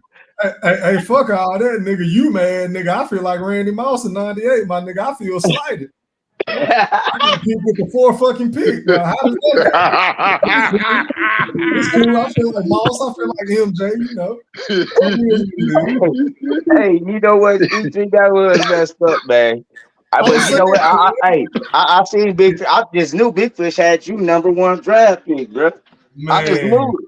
I already know I was going number 1. I told you I ain't picking Gooch. I thought he would have ended the show because he said he ain't a bud buddy. Oh, okay. I got it. He in denial. He in denial. I got it. Hey, he might not be he can say he's not a bud buddy, but he sure is a great spokesman for us. You ain't lying, boy. That goddamn that series that got abused. Motherfuckers be getting their ass. Yeah, the night boy niggas used to abuse that shit. They be getting their ass whooped in the paint. The nigga first. Oh, you can go to the 19 pause. You ain't seen the 19 pause? Oh my God, boy. E3 could have went 1 for sure. Gooch, you would have went 1 for sure. You could have went number 1, but you my opponent coming up in a few days or so I couldn't pick you. Hey. That nigga even made a boost. I can feel it. I felt he that. He even made a boost on it. That about blood in it. He started series with boots. Hey, E3, are you gonna do the gift that we want to give them another treat tonight? Since you know these are our fellow bud buddies now. Since we trying to get this Canelo fight, so we can knock Canelo out the face of boxing. So I'm requesting that Q after the fight video and my video before the fight. What you talking about? The video you played the other night with Q. Oh, you talking about the man down? You can play that one too. No, what video you talking about? Fish, I'm lost. The one after the fight. After The one Bud fight. and Spin. Oh, you talking about when Q was the prince, when he was the boy?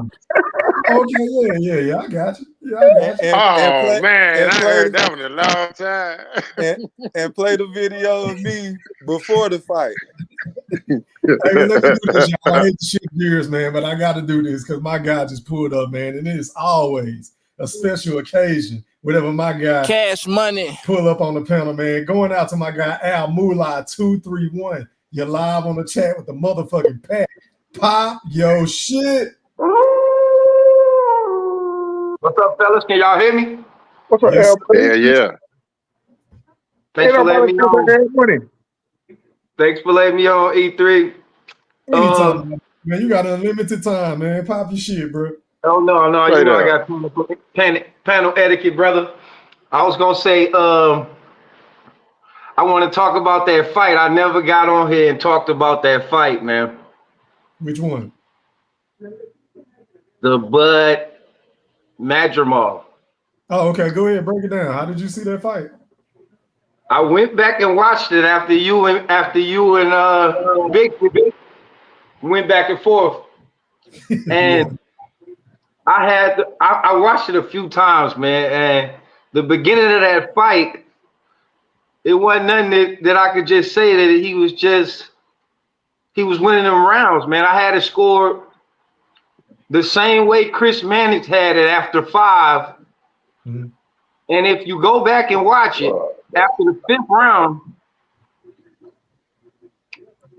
Bomac told Bud, after they started booing Devin Haney, he told Bud, "You lost that round." And Bud said, "I know."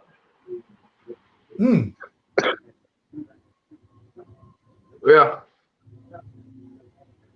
But I'm past the mic, man.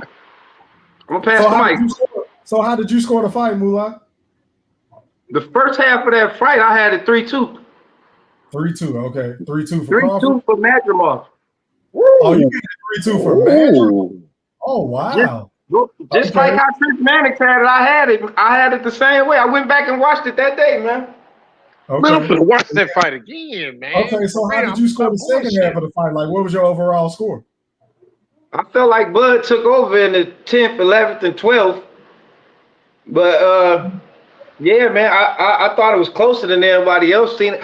And the Boo Birds came out early in that fight. They did. I remember that. that. So like when like I said, I didn't watch Bud from the beginning. But when I started watching him, it was around when Prescott and Ricky Burns and all that. Mm-hmm. And around the 3rd round, Bud go to taking over, man. Mm-hmm. Every time I watched him. Mm-hmm. And they was booing Bud at this fight, bro. I never seen that since I've been watching him. Yeah, he definitely got booed, or they got booed. I don't know who was booing who, but yeah, they was booing for sure.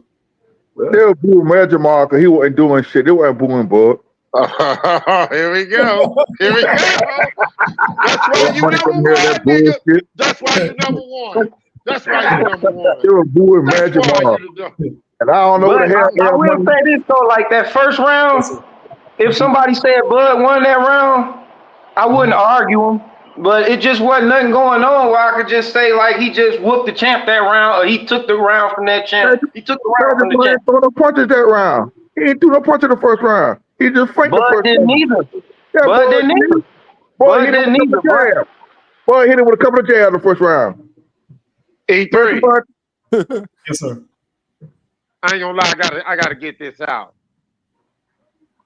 Man, you know what I really love about this nigga Al Money, man? Out of all the niggas that I've ever been around in YouTube, the whole 9 yards, regardless if he rock with a person, rock with a team, the whole 9 yards, the man gonna give his true, honest assessment, pushing fandom to the side, the whole 9 yards, man. I done seen this man go against the BBLs. You know what I'm saying? When they wasn't trying to listen to reason, You know what I'm saying?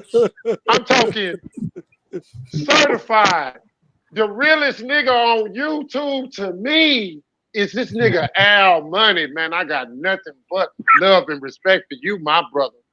Like straight up, man. I love the way you rock, man. You always the same. You just because you're around a bunch of individuals, you don't let that sway you. You stick to Al Money. You stick to that's what I respect about you the most, my nigga. Straight y'all up, know y'all man. my favorites, bro. I fuck Y'all with know, you, boy. y'all know I wouldn't even come on here if it wasn't for y'all, bro. If it wasn't for y'all, I wouldn't even come on here, bro. I swear. Everywhere he go, he keep it solid, bro. Everywhere. Don't matter how many, Excuse me. it doesn't matter. It doesn't matter. Excuse me. Hey, E. Bud just vacated his last belt at 147. It is popped up on X. Which one? Stanley Otis became a super champion at 147. The last one, what was the level of the WBA? Bud had. It just vacated. Last of the email champs. Stanley Otis, I just saw it on X. Stanley Otis became a super champion. I mean, he should have been vacated them belts in my honest opinion. But yeah, shout out to Bud for doing what he's supposed to do. So he ain't got no titles at he ain't got no titles at 147. Who reported that, Goldie, so I can pull it up? God daggone, dude, Danny, somebody just reported it. I just saw it. I got ready to screenshot it, but my phone, the whole thing knocked off. All right, I'm about to look for it. Hey, man, let me do this, fellas, man. Going out to my brother from Canada, the boxing nerd. You're live on the chat with the pack. Pop your shit. What's going on, my good brothers? I haven't been on it. I've been slacking, but I apologize, but I'm here right now. I just got one message to say. Brian Norman's a duck, and Terence Crawford's a hater.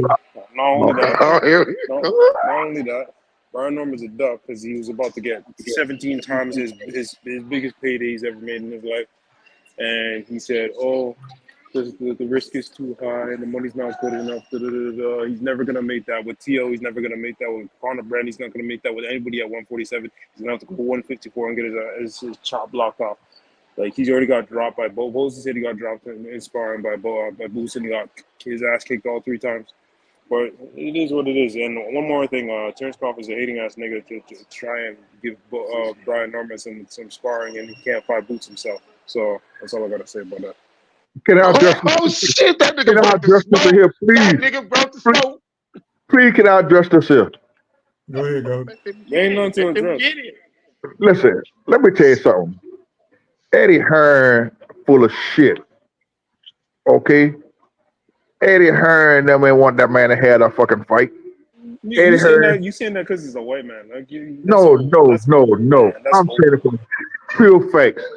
Eddie Hearn don't want Boots to fight nobody who will be a threat to him. How is he not wanting him to Boots to fight when he's getting him? Come on, he wasn't gonna get a man to fight. He want that man to fight Karen. That's all he. That's why he lowball. That's why he lowball all. Listen, he lowball all 3 the other champions. All 3 champions, he lowball their ass. Hold on. Let me count. I don't want to hear no shit, but no.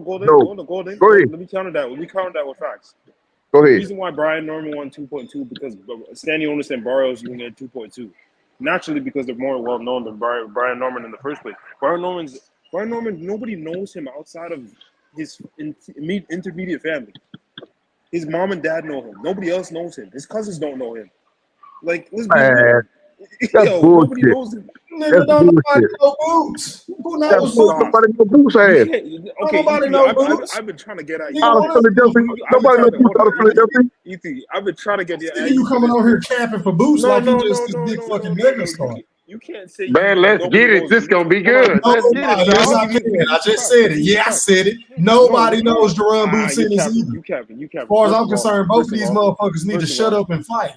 That's all they need to do. That's not true. He needs to bend the knee to the tribal chief of 147. Hold on, boxing nerd. Both of these motherfuckers are email champions. First of all, let's get that out the way. Sold on affiliate 14. Okay, but he's still an email champion. Boxing nerd. He's still an email champion. That doesn't matter. That doesn't matter. He still brings in. Why it don't matter? Regardless. He has no cachet. He brings it. No, you're not gonna bully me this time. I've grown up. No. I'm just gonna slap you upside the head with facts. He has no cachet to be going around here talking about what a nigga need to take this and take that. Neither one of these motherfuckers. You ain't gonna. I don't agree with either side, in my opinion. You ain't gonna bully me with no he say, she say, E3. I got. There ain't no he say. I'm telling you what Brian Norman said, and I'm telling you what Boost them been saying. Has Theo Shakur or Devin Haney ever done 14,000? Why are you? No. You're trying to go to the fucking Pro Bowl. The NFL hasn't started yet, sir. Okay, the NFL started today. It started today. It did not start today. It starts next Thursday. We're going to the Pro Bowl. Let's stick to Booth, fucking Brian Norman Sr. and Jr. Let's stick to that. I'm not talking about Shakur Stevens. Are you defending Brian Norman or you know? No. Wait a minute. Let me ask you a question. Did you watch my video earlier today? I did watch your video earlier today. It was beautiful. Okay. Did it sound like I'm defending any fucking body? No, I digress. Okay then. So why are you even asking me that? You know, it just sounds like you're taking the defensive line. No, I specifically stated I don't agree with either fucking side. I think they both need to shut the fuck up and do this shit behind closed doors to make the fight, in my opinion. Been quiet the whole time. Why does Boost? No, he hasn't. No, he has not. Oh, he ain't been doing no interviews. Boost was the first one brought the shit out, so he took it his ass. Hold on. Boost did start this. He's done 2 interviews. Brian okay, so you can't say. Okay, so he's done 2 interviews. So you can't sit up here and say that he hasn't been talking about the fight. He was asking a question about the fight, or just who he's gonna fight. Boost came out of Boost the first one came out somebody ducking his ass. I said bullshit because he's been on YSM channel, him and Bozy with that fucking kufi on his head, still shitting on Terence Crawford for reasons I can't fathom. But anyway, they've been talking just like Brian Norman and Brian Senior and Junior been talking, bro. They all been talking too goddamn much, if you ask me. Just make the fucking fight. No, I agree. I feel like I'll tell you the truth. I feel like they should pay him that extra $500,000, even though he doesn't deserve it for shit. He doesn't bring nothing to the table but a belt. He barely brings a name. If we're being honest, 2 people in his entire family know who he is. His cousins don't know who he is. Nobody knows Brian Norman Jr. He doesn't bring. Who know Boost? 14. All of Philly knows Boost. He's the #1 boxer. That's all. In Philly. He's bigger than anywhere else. Boost can't sell it nowhere. He's one of the biggest names in boxing today. And I feel like that the man that you know what E3, that the man that Boost pay that man. Because on the way that man gonna come out of Philly with a win, he got to knock Boost ass out. I want to see any of the young fighters. I want to see any of the young. You know what, E3? A stadium. Yeah, believe it or not, I kind of see it. I ain't gonna lie.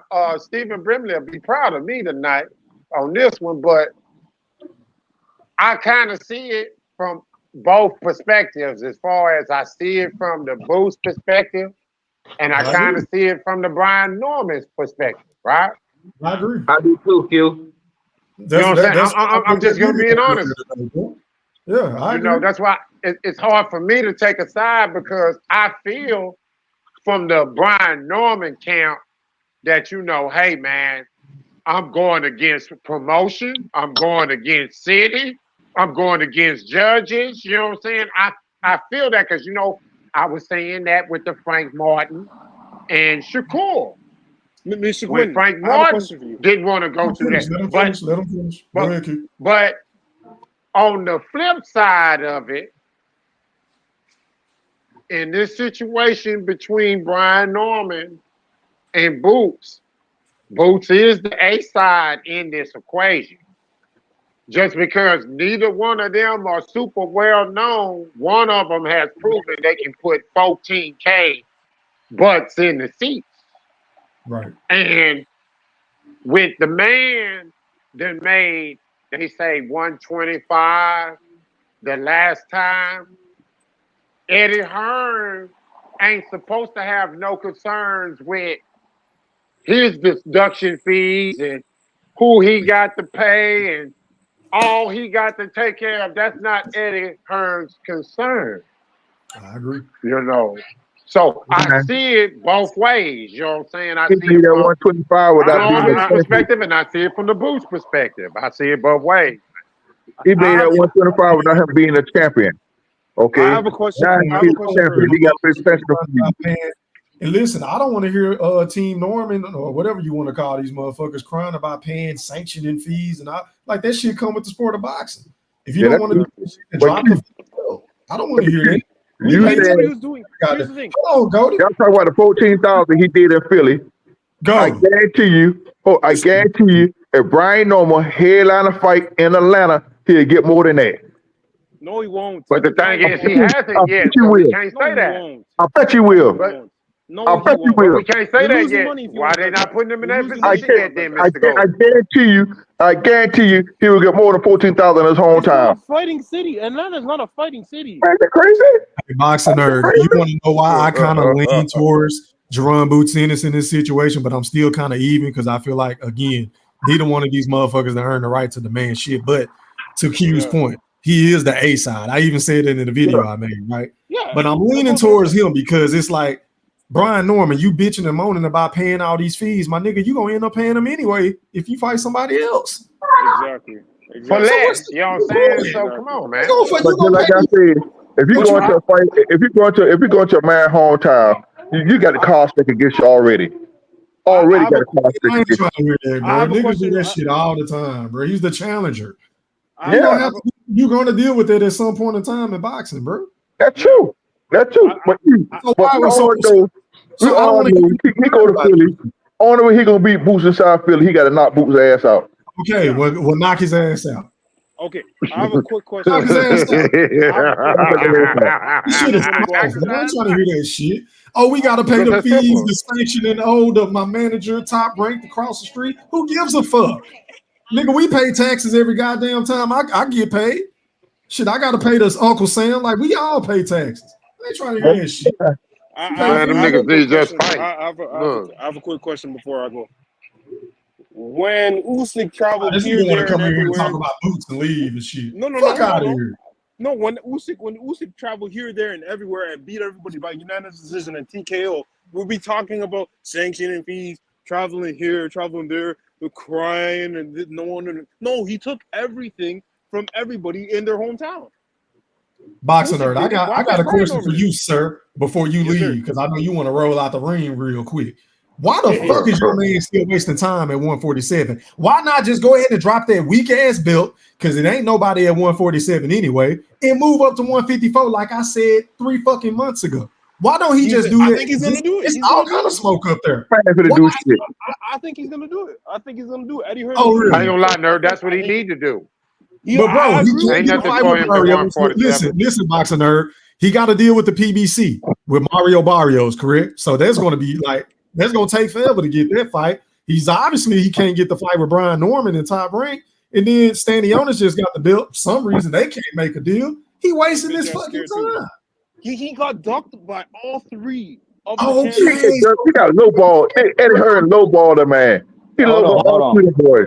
I've been quiet this whole time, so I got a question. Answer this question, hold on, Gooch, because he be talking this boot shit. Tell that nigga to move up so he can get some. I agree with you. I'm not against it. I agree. I think he should move up too.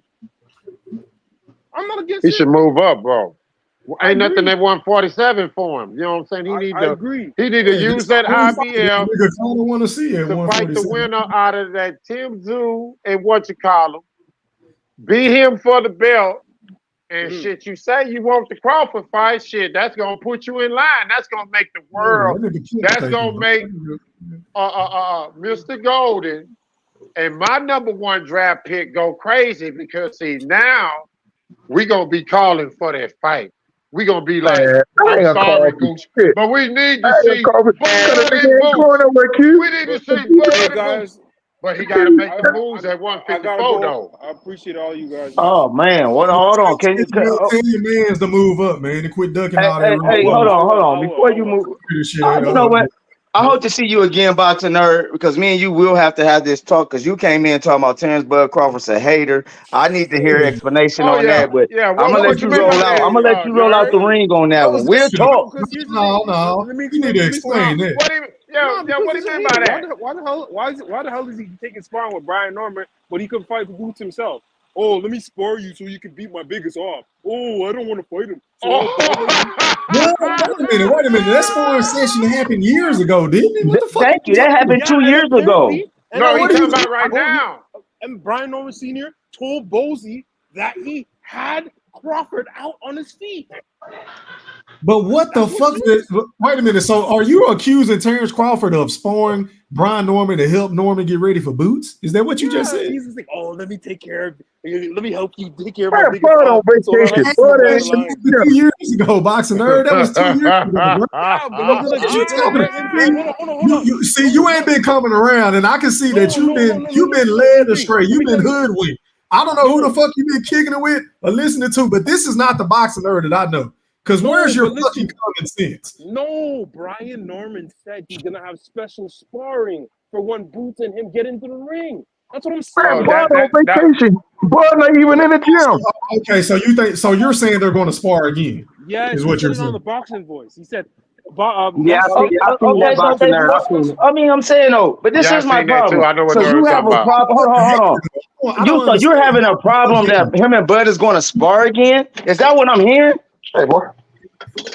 Is that what I'm hearing? I'm saying you have a problem that they're going to spar again.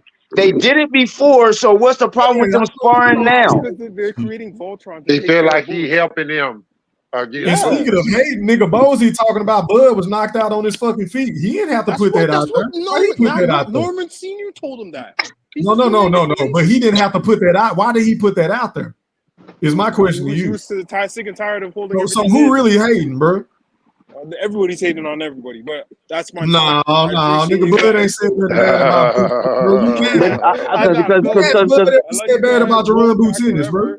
Or Bozy. What has he ever said bad about them? Oh, nothing really. But like he just wants all right, then, so how's he a hater? No, but make it make sense. No, because he wants to go spar Brian and take care of it. He wants to create Megatron. So you're going to take Senior's word, but we ain't heard shit from Terrence Crawford. But you're going to listen to this motherfucker that you obviously feel like is capping about the whole boot shit. You're going to take his word in this situation. But that's my time, my brothers. I got to go. I'm going to roll out the ring, Nerd, I'm going to hit you up later, man. Boxing Nerd tripping. I don't know what kind of dope he been smoking, but he tripping. Hey, I can tell you what kind of dope he been. Let me stop. Gooch is going. I'm not on my Gooch shit tonight. I'm be good. I'm Grandpa Gooch tonight. The number one pick is talking. Go ahead. Hey, I would say it just like this. For what that shit what he just said though, for Terrence Crawford to be a hater because he's about to spar Brian Norman. That shit. Allegedly. Bro, that's crazy, bro. That's crazy. Allegedly. Bro, I swear, I know what playbook. I want Bud helping that nigga. That don't make any fucking sense. He just pulled that shit out his ass and niggas gonna hear that shit. That nigga run with it and make 500 videos on some bullshit about Crawford. He don't want Bud. He don't want Bud to help that nigga. But hold on. Okay, this is what I'm getting at. This is what I don't get though. So if Bud and Brian, Bud to help him. Hey, if they sparred before, why is it a problem that they about to spar again? What's the problem? Because he about to fight. Bud gonna charge some shit how to beat the shit out of nigga ass. But yeah, that's what he feel like. That's what he feel like. That nigga didn't have a problem with that nigga Bozy saying that Crawford was knocked out on his feet. Why did he voluntarily put that information out there to make Bud look bad? That part. But then he want to say, "Oh well, we dropped him in sparring. We hit him with a body shot. Like he trying to make Boots look good by shitting on Bud. Like get the fuck out of here with that shit, Boxing Nerd. I ain't trying to hear that shit. You're biased for Boots, and it's okay. Yeah, he biased for Boots. He got my birthday one. Boots, bro. He don't want Bud to help that nigga beat him. Oh my God. That's what it is. You don't want that nigga to help him, man. That nigga tripping. You don't want that nigga to help him, man. Goddamn. Don't help him. Don't help him, bud. Boxing nerd, like, don't help him, bud. You better not help him. I done heard it all. That nigga said Bud a hater. I said, well, damn, man. But, like, tell me something that Bud has said bad about Gerard Bucinis. Oh, he hasn't said nothing bad. Well, nigga, how the fuck he hating? Like, I don't get it. Hey, and then what? No, I'm gonna go here. Y'all let the nigga slide for at least good 20 minutes without saying shit, though. That's what I'm saying. Like, nobody gonna say that this nigga said something about Bud's a hater. And then he gonna try out the ring before he even address. That's all y'all said it quick. Come on here, bro. I allow people to speak freely. I don't want to hear I you, get it. even if I agree or disagree with what they saying. I like to give people a platform to speak. That's why it's called a I Said It podcast. So Yeah, I get it. nigga make it for a little bit, and then I might double back because the nigga gonna think I forgot when I really ain't forgot what the fuck you said. You feel what I'm saying? So that was their situation. Okay. Hey, but that messed me up. I didn't understand. I'm like, how's Bud? He came in strong with Bud's a hater. I'm not gonna. That nigga say Bud's a hater. That nigga slide that shit in there. He been hanging out with a meme for too goddamn long. Shout out to a meme, man. That's who he been kicking it with. E3, them Boots fans is a little agitated right now, boy. He the went in liquor. He went in on Buddy. That nigga say, man, he do not want Bud to help that nigga, man. He don't want him to help him, bro. I get it. So Bud gonna show him how to handle a switch hitter. Okay, I get it. That's what y'all mad about. Okay, Yeah. that's what it is. Yeah. Oh, He okay, don't I want him get to it. help him. He don't want Bud to help him. Ain't that part of boxing? Man, and let's be honest, and if Brian Seamer said what y'all telling me he said on whoever channel, do you really think Bud gonna double back and help them niggas get ready for another fight? Like, fuck no. You know Bud is sensitive. That nigga sensitive, bro. That nigga heard that shit. He ain't about to help them niggas get ready for shit. Fuck out of here. You right. Anyway, this nigga Boxing Nerd came in and fucked some shit up. Shout out to Boxing Nerd, though, man. For that boot shit. And Boots, man, this here. Like I said. I wasn't trying to hear that shit. Listen, like I said, all that bullshit he talking, Boots, both of them, like he said, they both need to shut up with the fight. But at the end of the day, Eddie Hearn is not gonna put Boots in there with nobody right now who might beat him. Man, that dude ain't worried about Brian Norman, man. That Brian Norman dude asking for way too much from what I'm gonna go off of what Eddie Hearn say. And if he turning all that down, he don't want to fight, bro.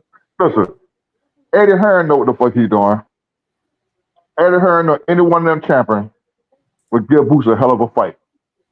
He can't afford to let Boots lose right now. He got to get all his money out of Boots right now. If you notice that fight Karen have a deadline, which is on the 3rd, okay, which is Tuesday. They're going to purse bid. All that shit was a fake fluke shit. That man gonna fight. He's gonna fight Karen regardless of what. They already Man, Brian Norman should have took the fight, Mr. Gold. Listen, Q, they already said Brian Norman's gonna be the last fighter anyhow for Undisputed. Everybody forget that shit. They said that shit long time ago. That could be the last fight for Undisputed. Him and Brian Norman. This dude that Brian Norman finna fight next, what if he lose to him? Then what? What if he lose to him for one? What if he lose to him for that 125 that he's been getting? Or he get a 200K? What if he lose? Then what? What if Boot just had to lose to Karen? Then what? Now which one would be the worst? Brian Norman losing to this guy here, or Boot losing to Karen? Brian Norman losing to that guy that we don't know nothing about, that he don't know nothing about. It'd be ridiculous. If Boot go out there and get skunked again with Karen ass, they're gonna drag his ass. They will drag Boot. If Karen I'm gonna tell you something. If Brian Norman lose to this next dude, Mr. Golden, we're gonna drag the shit out of Brian Norman. So Golden, that's we're gonna drag the shit out of him. So that Golden, that goes to show you, according to your logic, that means Brian Norman really ain't ain't relevant like that. So he should take what Boots is giving him. No. So according to what Yeah. you saying, They told him, hold on. They told him, we'll take the money, we're not fighting in Philly. We're going to fight in Philly, give me more money. If we fight anywhere else, we'll take it. but We you got to fight saying, in Philly, get Golden, the money. you Not saying the keep most devastating loss would be Boots. So therefore, Boots got more to lose. And Norman acting like he the A side. Like that's the whole thing. Like he acting That's the more important problem. than what he is. He ain't never Hey, put E3, 14 nothing in I no gotta seat. jump off real quick, man. I'll log back in. All right, that's a bit, bro. Appreciate you. Hey, He man. he ain't headline nothing, Mr. Golden. He not in position like that. Y'all know what? Boots is A side in this situation, man. He just is, bro. He's A side in this situation. I'm like this though. I really think Brian, wherever they give him, Brian Norman take that shit with Boots ass, and then now you the A side of everything, bro. That's how I feel. That's just Yeah. me. You know what Yeah, I'm I think saying? he shouldn't have That's took not the fight too, bro. But at the end of the day, I see it from both sides. Me That's too. why I say both of them niggas just need to shut the fuck up and make the fight. But it seems like Team Norman, they the ones that's doing the most talking about the numbers. I will say that. I would give Boxing Nerd that point. So it's like, God damn, bro, like how much money do you want? You might as well just come out and say the exact fucking number so we can get straight to the fucking Get point. him out 500,000 more, make it 2 million, and go out the door. Hey, Goldie, that's why I mentioned his excellency. Like, shit, he got a good relationship with Eddie Hearn, and apparently he like Boots. Why not help make the fucking fight? Yeah. Get that nigga that extra money, man, so we can get the fucking fight. I see you, bro. But they're All right, not man, you're I live on don't the really. pack. Yo, shit, hold on, Goldie. Pop your shit. Listen, I got a zoo going on tonight. Short staff. I had to make a cameo appearance to come show some love to my brother E3 first and foremost. How are you doing, sir? I'm doing well, kind sir. How are you? I'm blessed and highly favored, very fortunate. No King Ryan shit, no Ryan Kardashian shit. But as you know, the topic of the day has been, the news flash of the day has been the Norman and Boo stuff, and people telling me I'm on my fanboy shit. But I'm gonna clarify my positioning and everything real quick if I can, if I'm allowed to do so. Absolutely. Take it away. All right. So when it comes down to this whole situation, right? I'm gonna be fair to Eddie Hearn. I'm gonna be fair to Brian Norman. I'm gonna be fair to Boots. I'm gonna be fair to everybody. But the truth of the matter is, Eddie Hearn lied about what they first offered them. They offered them only $750K, which is only $150,000 more than they offered Avanesian for the fight. That's disrespectful as hell. You start off. Also, second point, the very first thing that Brian Norman did when they counter offered from the jump street, it was 2.2 million, bro. That they told them the number from the very damn beginning, right? All right, that's two. Now I'm going based off this. These are the things that are factual. That's why I'm gonna make sure I clarify what's factual and what is speculative and not confirmed with factual. Then they get to the point where they're getting closer. At no point they never told Eddie Hearn they were far apart. They said you're getting closer. Also, people are bashing him because the fact that they're weighing their options, because the truth of the matter is, with the final offer that they gave them, when everything's all said and done, Norman only walks home with $400K, y'all. The truth of the matter is. I mean, that's nobody's problem. It's nobody's problem. But their job is to make sure that they're getting the best deal for their fighters possible. But when everything's all said and done, they only gonna clear $400K, bro. So everybody say, "Oh, you're pricing them out," but I'm willing to bet a house that they offered Barrios and Stanley on this more than they offered Norman his final offer on their first offer, and them guys didn't even come to the table. Norman did, and everybody talking about Norman clout chasing. How you clout chasing when you had Tio on the almost on the hook? Top Rank was about to put Tio in front of Norman. That probably will still happen. Norman just won his title. What the hell is he have? He ain't hard pressed for Boots. First of all, Boots and Norman, when they first got their titles, they was thinking that we would go for undisputed and try to fight those unifications with our fighters, but PBC fighters ain't playing no ball. They doing what they gonna do. It is what it is. But are we forgetting Boots is set up to end up fighting Kieran in a rematch? Like Boots got the leverage because he's the A side, quote unquote. But this man has a fight that nobody wants to see. People ain't gonna be traveling from California to Philadelphia to watch him fight Kieran, but they will when it comes to Norman. And everybody keeps mentioning, oh, he only made 100,000 his last fight. Yeah, he made 100,000 as the 13th ranked fighter fighting the number one guy as the underdog. But things change, and the way they change in this situation is the man put on a masterful performance and had a knockout of the year candidate, and now is the champion. The game is not the same. Stop applying old shit that they don't apply in today's situation. That's part of my issue. But I told Norman Sr. I personally would have took it. And that's been my standpoint the whole time. Is I personally went ahead and took it because at the end of the day, you go in and you beat him. Now it's a whole different ball game for you. But there's another side to that too. What if he actually outpriced Boots, but you're fighting on the road and and he loses the title in a controversial decision? Now he goes back to Top Rank with no belt, no leverage, no nothing. There's a whole lot more to it than that. It's got to be worth it. If you want him to unify, then put the money up. Put the money up. Period. Well, damn, Brim, that sounded like wow. Can I ask you a question, Brim? Dude. How do you know that the first offer was less than $1 million?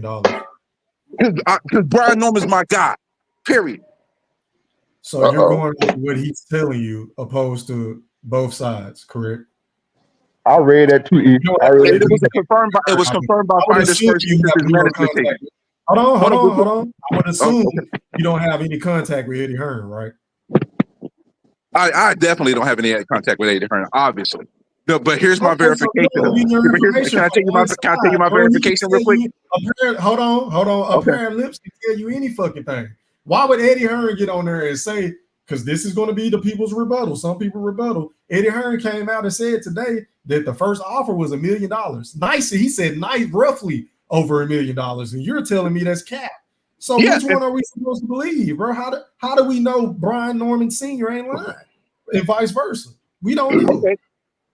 That's a fair question. But Fighters First today, which is the representation for Brian Norman. See, that's another thing. People thinking Brian Norman is being represented by his dad. No, his dad is only a spokesperson to defend Brian Norman. He's represented by Fighters First, bro, which is not even Top Rank. Okay? Fighters First is the management company. They're the one that managed them. They're the one that's advising Brian Norman. Okay? That's one. And Fighters First said it today. The first offer was not $1 million. It was below $1 million.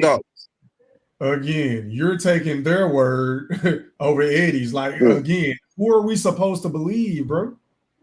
And yeah, that's a fair question. But that's a fair question. Eddie has a history.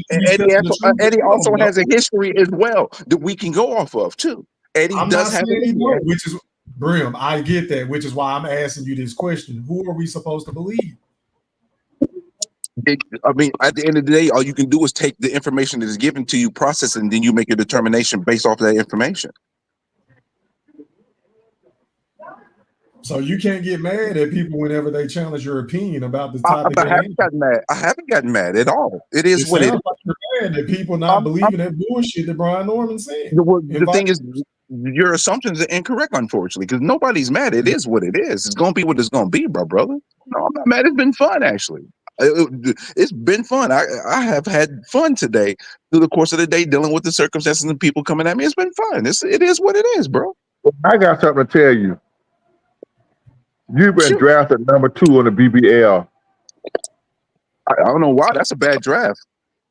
Drafting me for BBL is a bad draft. I'm gonna tell you why it's a bad draft. You drafted me for the BBL for somebody who has an opinion that if Bud doesn't defend his title at 154, if he doesn't get a Canelo fight, and he's not willing to fight those guys at 154, they had a draft.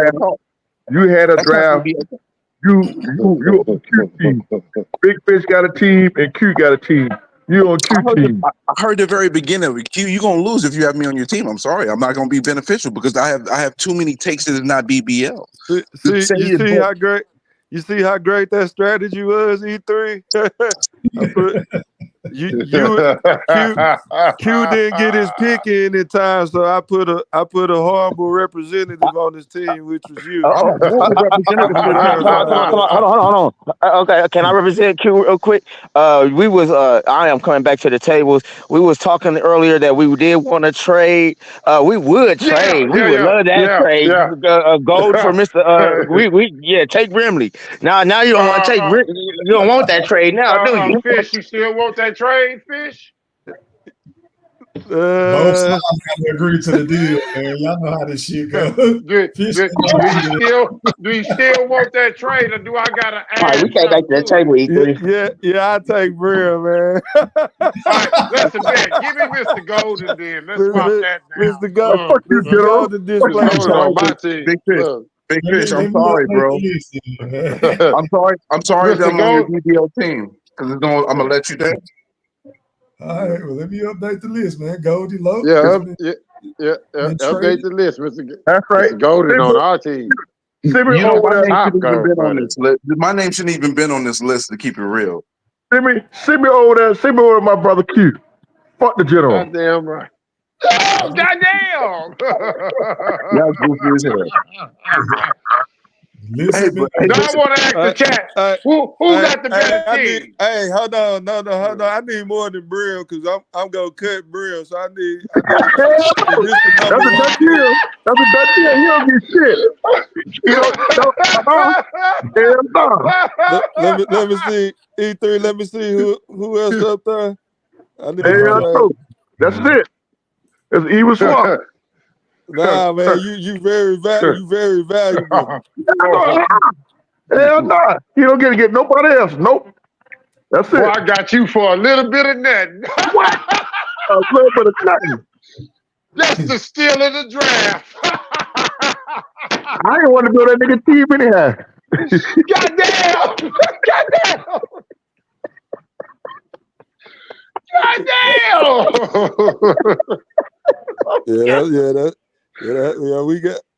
We got better with the trade. I'm gonna sell his ass out anyhow. You know I don't like that motherfucker. Hey y'all, I gotta come back and look at I gotta do some work. If y'all have any questions about that y'all want to attack me about Boots and Norman, I'll make sure I come back. But let me step off for a little bit, y'all. We ain't gonna be able to see it both sides. You don't got traded. You can trade over a Fish. God daggone. Oh my God. The person that has me on the BBL team will lose because I am going to put a monkey wrench in that because I am not a BBL. Flip flop. I can make great use of you, man. We can have you go. We can have you do incognito undercover work. We can have you do big special propaganda missions. You're gonna be good on the team, man. That's a good trade. Y'all two are so damn silly, y'all. Y'all are numbered enjoyment, bro. Y'all. Hey, chameleon, everybody. That's right, X-Man. That's right. Hey, Q, when you call me tomorrow, don't have that nigga on the phone with us. Goddamn. If I do, it's gonna be a setup. It's gonna be a setup, goddamn good. Oh my God. Oh my God.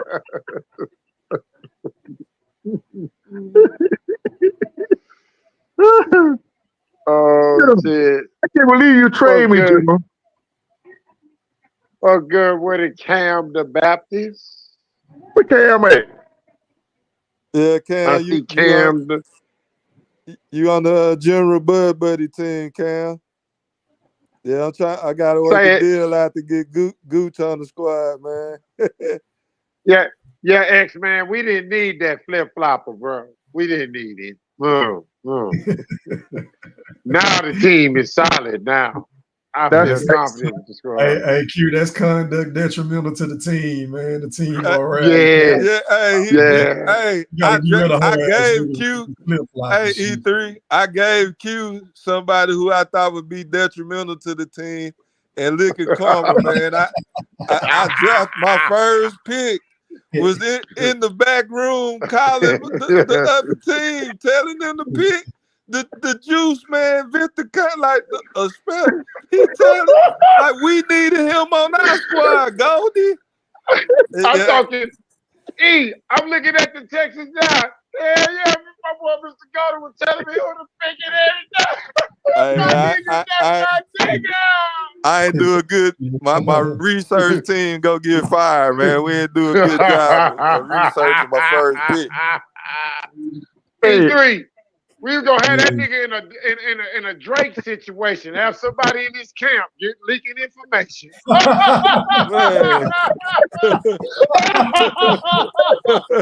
He was gonna be in a Fish was gonna be in a Drake. Fish was gonna be in a Drake situation like a motherfucker. It's collusion, I tell you. I'm be having the perfect dish comebacks, the whole 9 yards. This nigga Fish gonna be like, God damn, how Q know all this? Shit, boy, I got Mr. Golden. I always got Mr. Golden. Yeah, E3, I lost, man. Hey, Keith, he should have known off the rip with it, Keith. He should know it off the rip with it. Yeah. Hey, after I heard, as soon as I heard Brim say what he said, that my light went on. I was like, oh yeah, that first, we got to trade. Let's go for the trade right now. It was open and we had to get it. I was like, please. I was like, Gooch, please. We don't need him. Please. I can't believe the general traded me. Oh hell no! I call my phone on goddamn mo. I think I got the stronger draft now for sure. Hell yeah! We in there. We in there. I think it's undeniable. The Ringmasters. Hey, Cam, if you're listening, Cam. Hey, split us up, bro.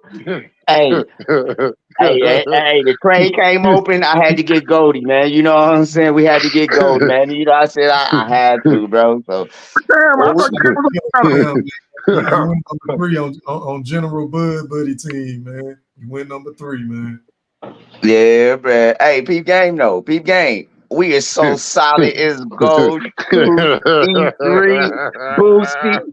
Oh, man. Nah, I ain't gonna lie. They got some money over there with the excellency. But shit, we ain't giving a fuck. Tell the truth, Fotex. Just got stronger. I like this. The Ringmasters, boy. I don't think they can fuck with this squad. General, I ain't lying. I don't think you can fuck with this squad, man. I like this squad right here. I don't think you can fuck with the Ringmasters, man. And we got Warren Buffett. Fuck that shit. Oh my heart. Nebraska's finest. Man. And riches. Oh yeah, me and Bernie. Oh yeah, they got me and Bernie the boxer too. Oh yeah, bro. Yeah. No holds barred. No holds barred. They can't fuck with this squad, bro.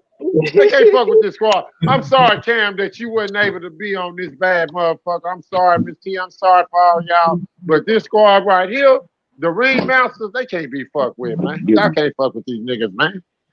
They can't fuck with these niggas, man. They can't fuck with these niggas. This is a solid squad, man. Solid squad. Got Bernie the boxer, too. Hey, Gooch. I'm going to get arranged to the spar with you before when you get to go get Fish. That's right. Man, the Ringmasters, man, they can't fuck with this squad, boy. He don't go off the panel with a we done ran a general off the panel. That nigga probably got a phone call or something. We ain't gonna tell him. There you go. Man, yeah, that number 1 draft big fucked your whole draft board all the way up. Man. that one draft pick. Hey, that's like let me get Victor Conte. Hey, when I won the coin flip, flip, I really lost. I had to come out first like Spence. That's what happened. And I had to be patient like Bud. Damn. Damn. I got I should have traded down E3. I should have let pass on go. You in the carrier, man. Listen, I got a confession to make. My brother told me 3 or 4 days, about a week ago, I'm gonna be the #1 draft pick. Anybody tell your ass to draft me? Yeah, I'm gonna draft your ass. You already know. You My was brother the always number told me he was one. to be the #1 draft pick. I And so know he you told was mad when Fish drafted you. I know you was mad. he I know told me. you want to be a ringmaster. I know it. I But know it. see, I can tell it now because you don't trade when he called me and offered me a deal I couldn't refuse. I see. After you picked me #1, he texted me, said, I got something for you. He showed me one of them skinny little girls and fucked my head up. I had to sell you out. Boy, just imagine if he would have stayed on Fish team, boy, you gonna be in a Drake situation like a motherfucker. You gonna be a Drake. You gonna be like, God damn, why this nigga hitting me with this diss track and this information? Where he getting it from? That's like Survival before the merge. You gotta have somebody on the other side. Hey, Q. That did like, that was Vince McMahon that was going to WCW versus WWE. Yeah. Kurt Angle went over there, so Stone Cold the ass out. Oh my God. Oh my God. I ain't gonna lie. Boy, it's a hell of a night, bro. I'm having fun like a motherfucker. God damn. I see why niggas be hating. I see why niggas be hating on motherfuckers over here, but niggas be having fun like a motherfucker, man. Over here, man. They be having fun over here, General, man. I still love you, General. I love you, General. That nigga ain't talking to me, Q. That nigga, man. No, I'm eating, man.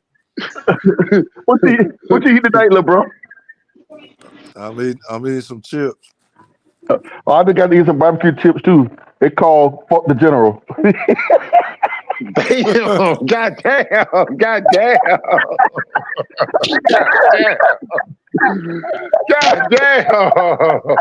Oh, goddamn.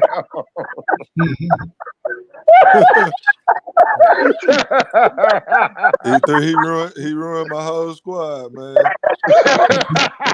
Yeah, he did. My boy. I got a headache, boy. I'm glad my daughter home tonight. We should have cooked my ass up with all that damn noise. I'm talking E3. He straight up. He straight up fucked that man whole draft up. The General pulled up Jerry Jones. He passed up on Randy Moss. Man, he picked Greg. Yeah, I did a bad pick, man. No, you didn't, General. I would have stayed on the #1 pick. There's no way you were supposed to let E3. There was no way you wasn't supposed to draft E3 #1, General, for real. All bullshit to the side. You had the #1 pick. You had the #1 pick, bro. You had the #1 pick. Hold on, Q. He still on our team too, isn't it? Yeah. Q. Yeah. It's only one person on that.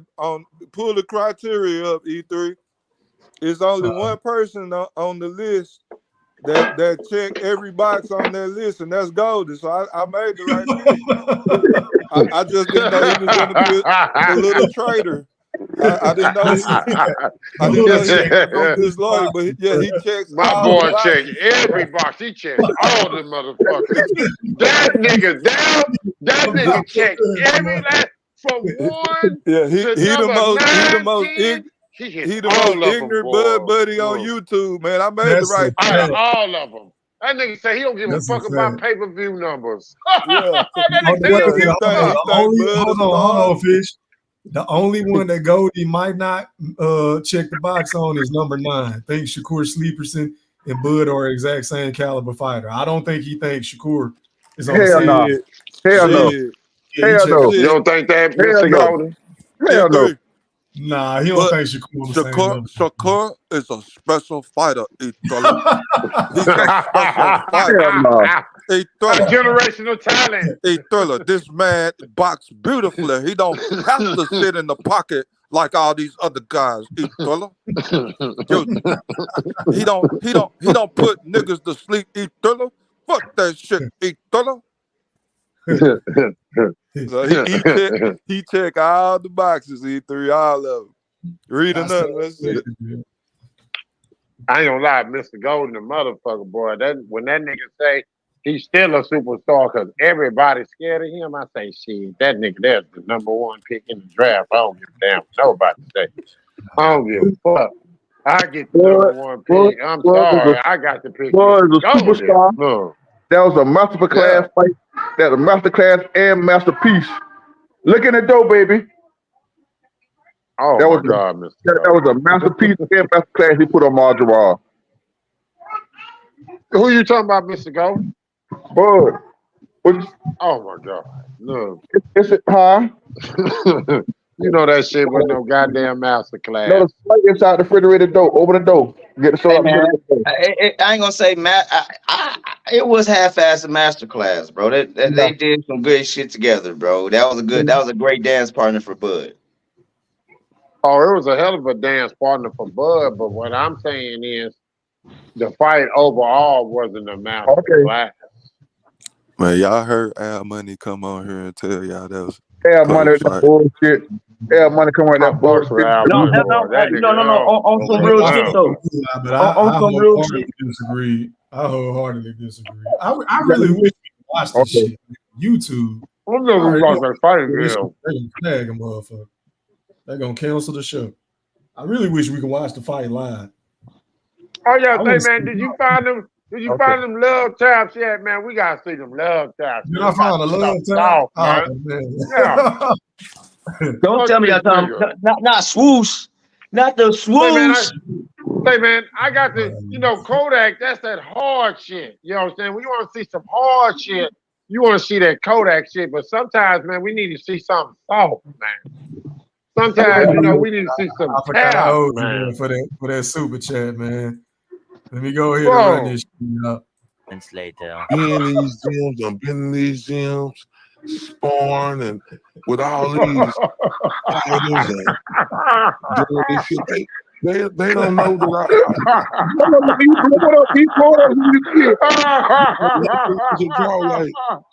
you gonna have to show me that you like that. Yeah. Yeah. Yeah.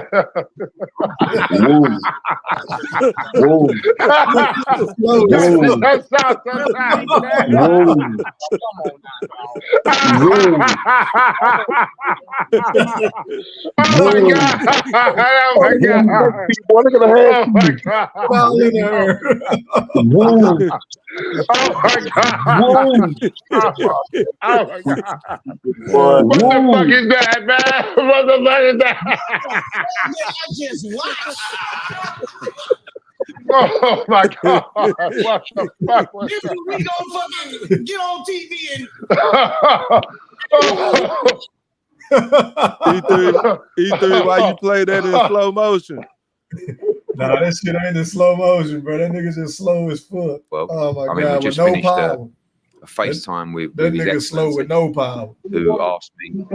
No, I call him Woosh. That's Woosh. Fill a fish like a motherfucker. Be talking about stepping on some shit. Ain't gonna step on nothing. Ain't gonna step on nothing. Pop your shit. Ain't gonna step on nothing. All you gonna do is sneak this pussy ass nigga. You ain't gonna step on nothing. Nothing, nigga. Look at Not with them love taps. Not with them love taps, nigga. Not with them love taps, nigga. Not with them love taps, nigga. Not with them love. And you have the nerve to dance. Hey, play it one more time. 80%. Nigga, 80% of what? Them love taps? Y'all want to see that slow ass shit one more time, man? Yeah, one more time. Please, please. Hey, let me do the sound effects. Let me do the sound effects. I got Oh my God. This nigga ain't stepping on nothing with this weak ass shit, my nigga. Oh my God.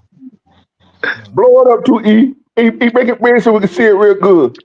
Y'all niggas ain't shit, man. Yeah, man.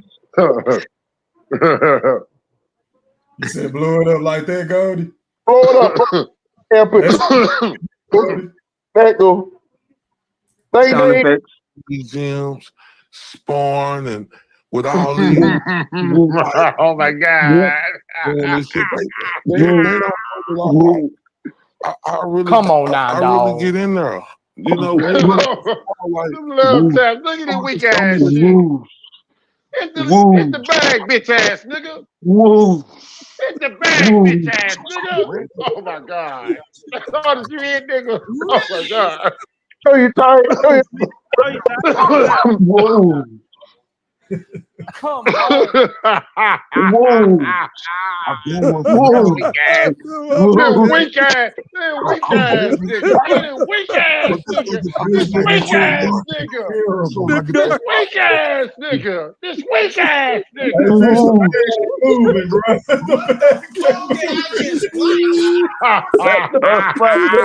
Hey, that's our team member, Q. They go our team member, Q.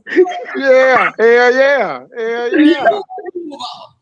Even Boosie know them little taps there ain't gonna step on nothing. I got a headache. Nothing. Oh, whoosh. Whoosh. Hey, Killer Cam, man, what's your opinion on his technique or lack thereof, man? Go ahead and break it down for me, Killer Cam.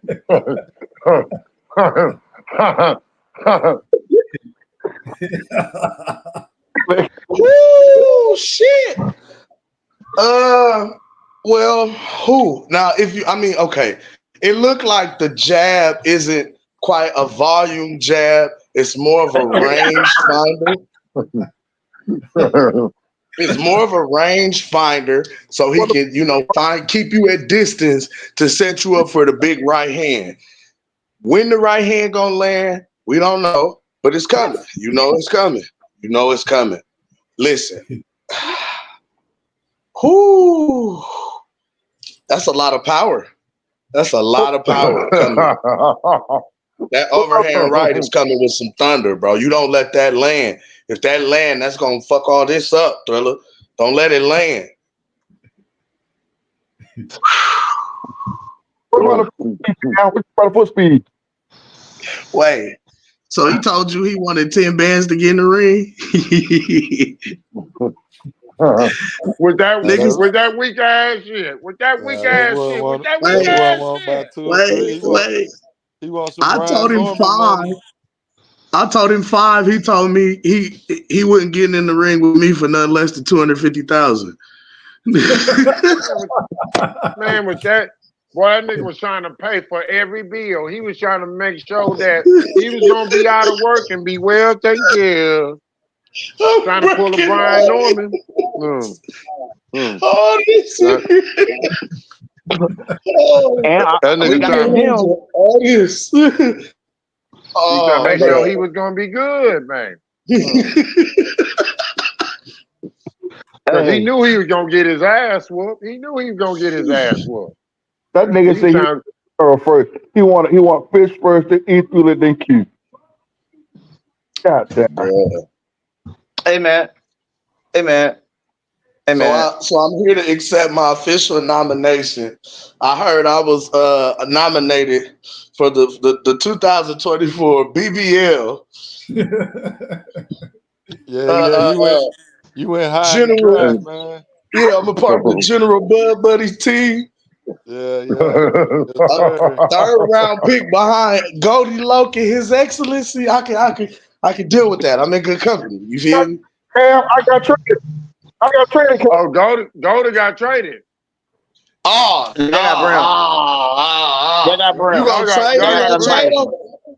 Cam, I drafted Goldie first, and he in the chat. He testing Q who he need to be picking, and he on my team. That's automatic. That's automatic trade. Conduct detrimental to the team, bro. Diabolical behavior. And look, didn't you give Brim? Didn't you give Brim the cue to sabotage I was trying to fuck Q team up and fuck my own team up by drafting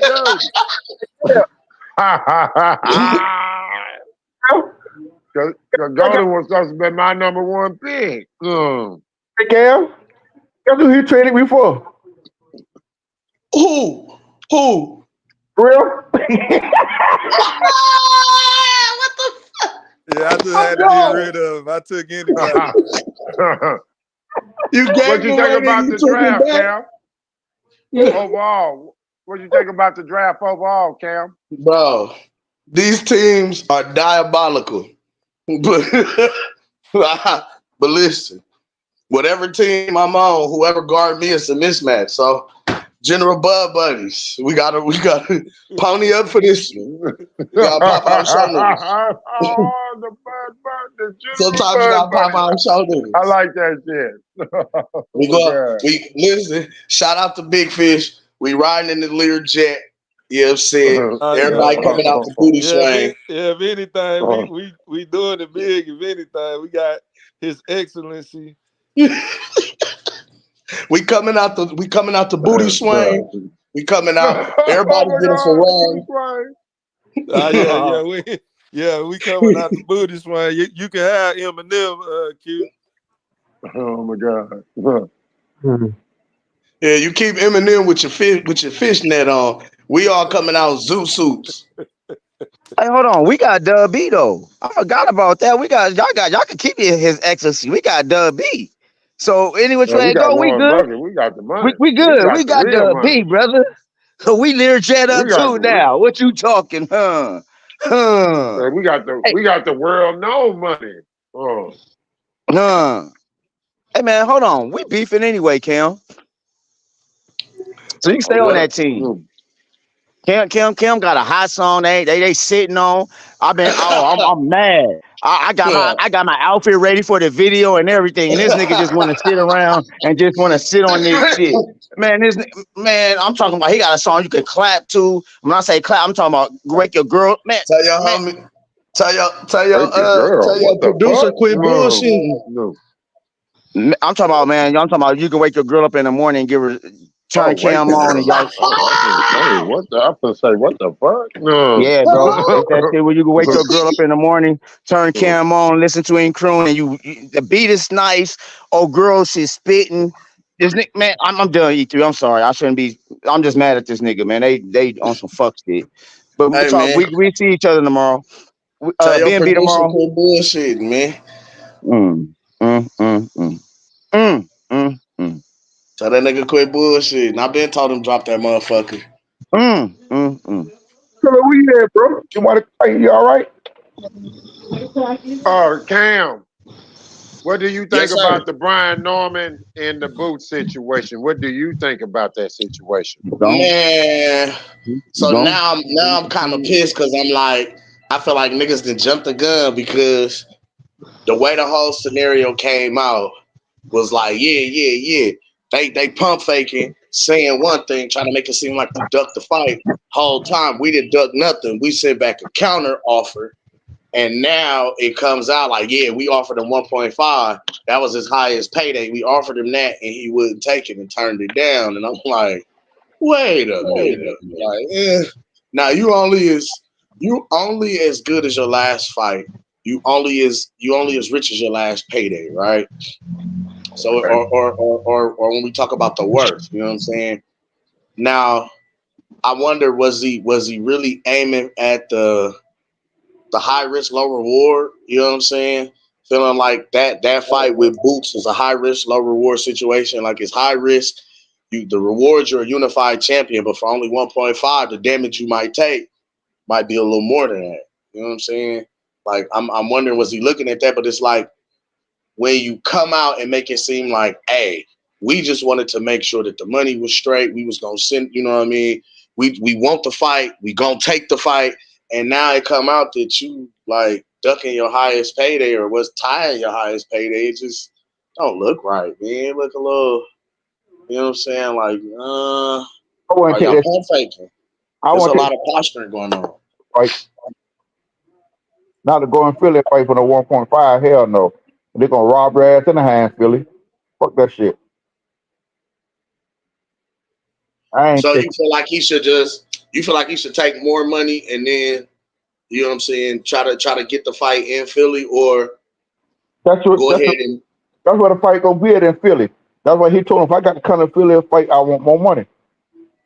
He said I take the fight anywhere. He said I take the money that you offer me. We fight anywhere besides Philly. If I got to come to Philly, you give me more money. And I agree with it 100%. Because I they're think gonna. the only place they fight, I think I the only think the place only they place can that make fight the gonna money sell is is in Philly. Philly, though. Is Yeah, in like if Philly. they try to put that in New York or Vegas or LA or somewhere like that, that fight it's ain't not gonna gonna do that good, sell. in my opinion. Right, that's why he Yeah, told us. one of them like that. That was if I So got. I ain't rocking with that narrative that they trying to spin.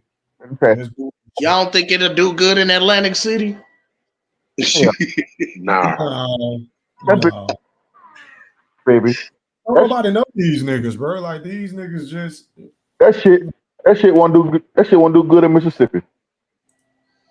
I mean, I'm not expecting it to be like a pay-per-view type or a pay-per-view fight. I'm expecting this motherfucker to go on ESPN, like regular they gonna put that ESPN. shit on pay-per-view watch. Eddie Hearn gonna put this shit on pay-per-view. That look like a Tuesday night fight at its best, man. I'm Because if sorry. I'm not mistaken, he's saying that I think Brian Norman said that Boots is allegedly making $5 million. He was like, "You trying to pay my son peanuts?" So yeah, if he paying Boots $5 million, that shit going on pay-per-view.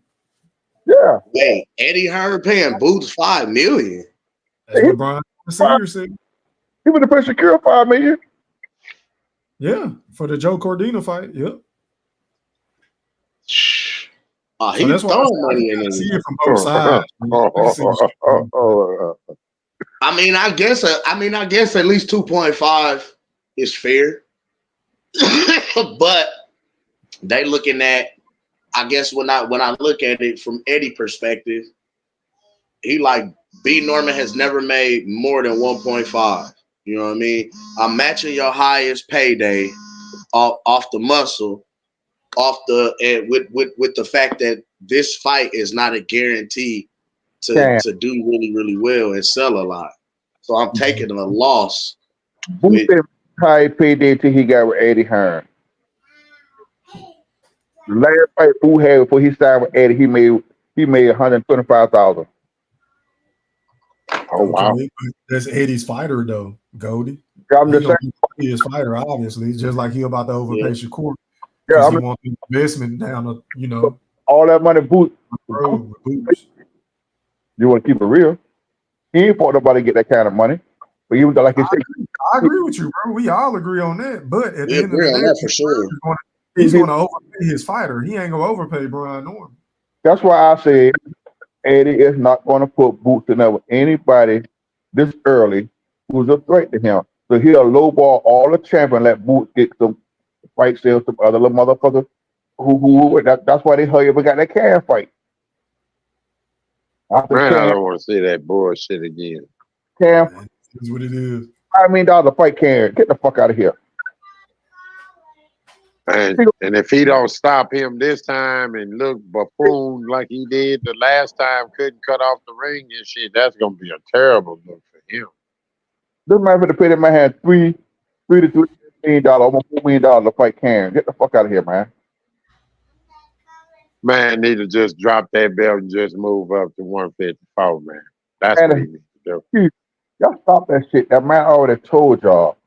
He want understood. How come you don't want that man to jump up to 154 because you're afraid of that challenge of him and Bud Crawford, ain't you, Mr. Gold? The man is not going up there, Q. There's too many kills. It's not all about blood. It's not all about blood. It's all of other killers up there.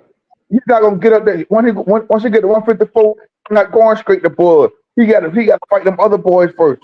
And he don't want that. You don't think it's some dudes at 154 that Boots couldn't compete with? Man, that boy, listen here, that boys are too strong, and the boy crack up there. They ain't like that sorry ass shit. They gonna get Boots what he looking for. Boots ain't dumb. He ain't going up. If Boots thought 154 was that easy, he'd have been take his ass up there. Everybody calling him. Really? Everybody calling for Boots to go to 154. You never have the Eddie Hurricane that shit. Oh, he gonna drop the tater and go to 154. That's bullshit. Because we all know 9 times out of 10, Boots and Brian Norman was the fight. 9 times out of 10, Boots gonna stop Brian Norman. No, you what now? I don't think so. I don't Why know. you don't I think ain't gonna so? lie, Q. I think that's a 50-50 fight because for the simple fact that as good as Boots is, and I say that like B Norman is a good fighter, Boots is a good fighter. For as skilled and as talented as we see Boots is, I think there are parts of Brian Norman that I think is gonna push Boots because we've never really seen Boots challenged. We haven't seen Boots really get like crack, you know what I'm saying, by an opponent that's game, you know what I mean, to keep coming and keep, you know what I'm saying, like a lot of guys was getting in there. It was squash matches, you know what I mean, like he was really outskilling these guys, running them down, and the only fighter that really made it, you know what I'm saying, Karen, he kind of can survive, but not really to win. You know what I'm saying? I think if B Norman hits Boots with some of those same shots that Kieran does and is able to sit down on them, we might see Boots actually get hurt for once. And I'm anxious to see kind of what he does when he's got some hot shit coming back at him. You know what I mean? Like for the most part, we've only seen one-sided Boots matchups. You know what I mean? I told Q that earlier. Same thing I told Q. We seen Norman get up off the mat and come win a fight. He done been tested. Something Boots had never tested. You feel what I'm saying? So he know how to come up from adversity and get up and go ahead and fight. Now, if Boots get stung and get hit and get dropped, I want to see how he gonna recuperate. Will he be able to handle that? That's what we're looking for. Every fighter Boots fought, and none of them had on cracking power. And none of them And really the had. thing that I see about Brian Norman that I love it, but then sometimes it kind of upsets me. Brian Norman is able to, I feel like he fights to the level of his competition. So if he comes in and this guy is A1 upper echelon, you gonna get that out of Brian Norman.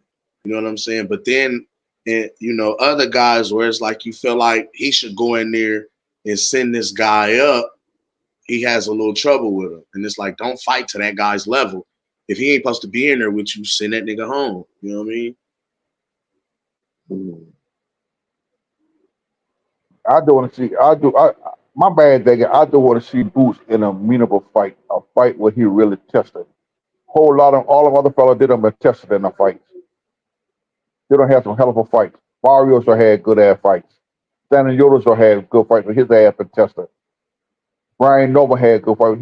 Boots the only one who haven't been tested. Fought somebody who gonna really give him a hell of a fight. He haven't done that yet. So we don't know what he really is all about. To keep it real, we don't know. We don't know if Boots is that good or not because he haven't fought a top notch competition. I was gonna say now if he go in here and he do Brian Norman Jr. like he did, his other opponents in competition, then I'm really lobbying for him to get unification bouts and fights against top competition and other champions because it's like, okay, now we done seen him in a step up fight with the training wheels off. Let's go now. Cam, would you be opposed to Boots moving up to 154 and potentially challenging y'all Lord and God and Savior and Terence Bud Crawford? My Lord and God is first of all, I worship the Most High Heaven. I don't know nothing about you are a BBL lover. You are a BBL lawyer. But But no, truthfully, I wouldn't be opposed to Boots moving to 154 and challenging those guys up there. But it's like for where he is in his career and for what I feel like he deserves, I feel like he should go ahead and clear out 147. You know what I mean? So, and leave no stone unturned, leave no doubt, no food on the table. Go ahead and become undisputed at 47. Move up to 54 with some star power behind your name now, and with some, you know what I mean, your name written in the history books, and now start going at these guys. Do you feel like he's taking advantage of the fact that, he could possibly be the A side to a lot of these guys that he's refusing to fight because he's chasing only Canelo? Like, you mean Bud? Yeah, Bud, do you feel like he's capitalizing fully the position that he should be in right now?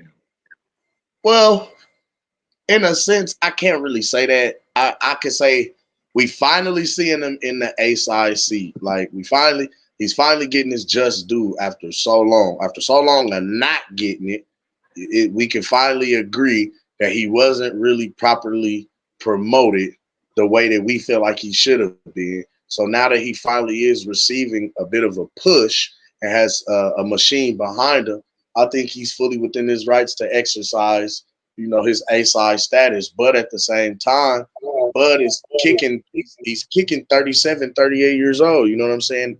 He ain't going to be around too much longer. So it's like, who are we expecting him to go in there and fight against? Like, if anything, I wanted him to fight till he was 40. You know what I'm saying? And within that, I wanted him to clear out 154, become undisputed a third time, become a triple champion, and on the way out the door, fight Canelo as your farewell fight. That's a farewell fight for both fighters in my mind because Canelo has more fights than Bud, although he's younger. You know what I mean? He's getting older in boxing years. You feel me? So I feel like both guys have pretty much done all they came to do in the sport. You know what I mean? Why not get a fighter? You know what I'm saying? Get a people what they came to see. But I feel like Bud should go ahead and clear out the division, chase history. You know what I'm saying? Because the way they positioning it, he might could become undisputed in less than 3 fights, 3 at the max. You know what I mean? And in that 3-fight maximum, we still might possibly get an Errol Spence rematch. You know what I mean? If this shit go the way we think it possibly can, where, Uncle Al come on in and tell Fundora to drop the WBO, you know what I'm saying, and take the WBC and fight Errol. You know what I mean? Now Bud becomes he becomes full WBO and WBA super champion. He's unified with those. If Errol knocks off Fundora, we possibly get that rematch at 54 for a unification bout. You know what I mean? Like, so it's still some fights in there that, but we potentially might want to see, and there might still be some paydays out there for him other than just Canelo. You know what I mean? I'm not opposed to it, but if you got that Canelo, lottery pick, shit. Cam, let me ask you a question. Are you one of the BBLs that feel and believe that Bud Crawford will stop Canelo Alvarez if they fight? Truth be told, I feel like okay.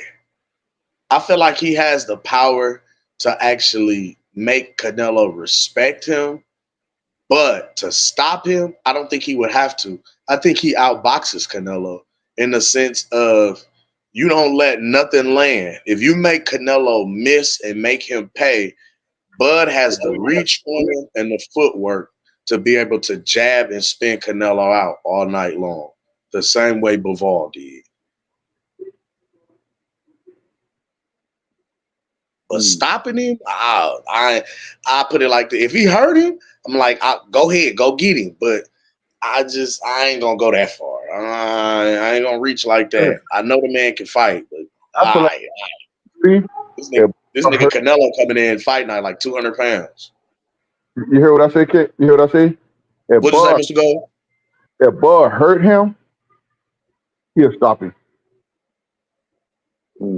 And Bud don't hurt him because Bud is when Bud he smell blood, he going in. He really can. If he just hurt Canelo good, he was gonna stop him. Other than that, he gonna outbox him. He gonna use a ray IQ, stick and move like he did Victor Poster, and beat the shit And out of I him. ain't gonna hold you. I've seen Bud drop heavyweights. I've seen him stop heavyweights, but these guys, in my opinion, were not professionally trained boxers, the likes of a Canelo Alvarez. You feel what I'm saying? Like, nah, it ain't the same. You know what I mean? Like the way Canelo is able to roll off shots and kind of not really allow a lot of big punches to kind of hit him. He has decent upper body movement. You know what I mean? Still decent head movement. When he start getting tired, then that high guard come out. But for the most part, it's like I think it's a good fight. Hey fellas, I'm the caller of the night, man. I got a full day tomorrow. I got to watch the Georgia Bulldog kick ass tomorrow and shit. Oh yeah, I'm gonna fuck with you tomorrow, especially if the Yeah, go. Bulldogs I was lose. about to say, I'm about to wrap this shit up, man. I've been on here Yeah, for yeah, I'm 3 hours out. on 3 hours. I'm on 3 hours, man. It's Go, been a go. good show. It's been a good show. I enjoyed it. I had a good laugh. General Big Fish, you there, General Bell Buddy? Oh, General gone. He ain't talking to me. Yes, Nah, sir. I'm here, Goldie. I'm here, I, Goldie. What's up, man? guess what, man? I love you, bro. I I love love you. you. I I love love you you, too, bro. man. I, I love you, bro. I love you, bro. I didn't mean to sell you out, but Q something that little girl over here. He saw a special person over here, and he know my weakness. That he fucked me up with that Oh, shit. that's crazy. He He done fucked me honey up. potted you. That nigga, that nigga, He done that honey nigga, pot Mr. that Gold, nigga, man. that nigga, that nigga knowing the break-in king. That nigga sent me a video with all girls said she fall asleep. That nigga dang in a crack in her booty hole. Fuck me up. I sold you out. Damn. Gave you up for some cheeks. Big Fish gave you up for some cheeks, gang. That nigga sent me that video. Oh, girl said she fall asleep with a thing at a crack in her booty hole. She said she like the first thing in the morning. She had to wake her man up, give her some head. It fucked me up. I forgot that shit and just sold my partner out. I apologize, man.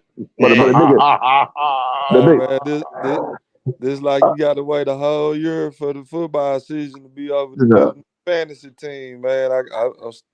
I apologize, sir. I apologize. Kid, that was wrong, but you should have did me like that, man. He got me solar general out. All for some cheeks. For the cheeks, man. For the cheeks. I know what he like. I know what he like. That nigga sold me out. I ain't been on the team 30 minutes. And I was sold out. He wasn't even drafted to pick a whole hour, man. He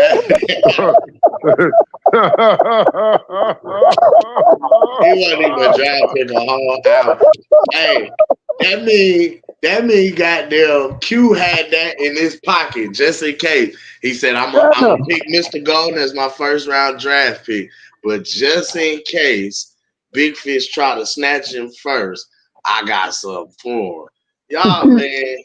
Damn, Q had on told me about 2 weeks ago, but the shit was coming up. He said, Mr. Gordon, you gonna be he said, you know you're my dog, you're gonna be my number one draft pick. Then he told me the day they were eyeing over me. I said, okay. Then Q, I think the coin flip was fixed. You know, they had E. Phillips, a brother flipped the coin, so you talk about tails. Hey,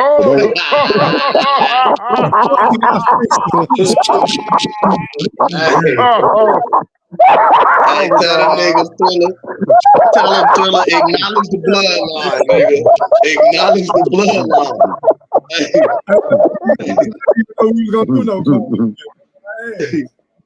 He said, acknowledge the bloodline, nigga. It was mighty funny. It was mighty funny. They kept saying about the tail. They talk about tails all for the whole conference. The tail. Then they hear it talk about Michael Irvin. You heard that shit? Yeah. Oh, like they were talking to Yeah, the code. get mad like me and you, Dante. Tails never fail. Tail don't Shit. tell. We pick tails, nigga. Man, I'm the A side, man. We lost the damn coin flip, man. What's saying, And things like that. And things like that. Yeah, the coin flip fucked me up, man. They just turned out being a spectacular draft. This was fun. Alright, hey, your closing thoughts, Killer Cam the Baptist. Your closing Hey thoughts. man, one love to my guy E Thriller the Black Picasso, man. The Wolf Pack. It is a great pleasure to be an honorary Wright brother. I was inducted as the third draft pick on the BBL induction, and as a Bud Buddy representative, I accept your nomination wholeheartedly and with love and with undue prejudice toward my opponents. We will demolish them, Big Fish. Shout out to the whole panel. Shout out to everybody in the chat, playback gang, all that. Catch me on Shots on Tubi. You know what I'm saying? Catch me on what else? Catch me, yeah. I'm everywhere like air, man. Booty Swang is available on all streaming platforms. Sick and Tired is available on all streaming platforms. You know, one love to y'all brothers, man. Y'all know, man. Y'all, I'm trying to work, man. I'm trying to stay active, man. You know. Matter of fact, I'm trying to get down to Texas soon, Thriller. I need a show down there, man. Plug me in. Okay, then shit, nigga. Just hit me up behind the scenes, bro. Yep, for sure. Already, man. Make sure y'all go sub up to his boxing to you, man. Killer Cam and Gooch. All right, man. Moving on, man. Going out to the BFB Ringmaster Q. Close thoughts, kind sir. Oh man, for us to be going through this boxing dead spot, man, this was fun tonight, no doubt. Now I'm pretty sure, you know, later on tonight, you know, when everybody go to sleep or whatever, you know, Mrs. Subliminal, that little old bitch, you know what I'm saying? You know, she gonna be doing what she do best, you know what I'm saying? But like I say, I'm in the night with knowing that ain't nobody fearing them love taps, not them love taps, you pussy ass nigga.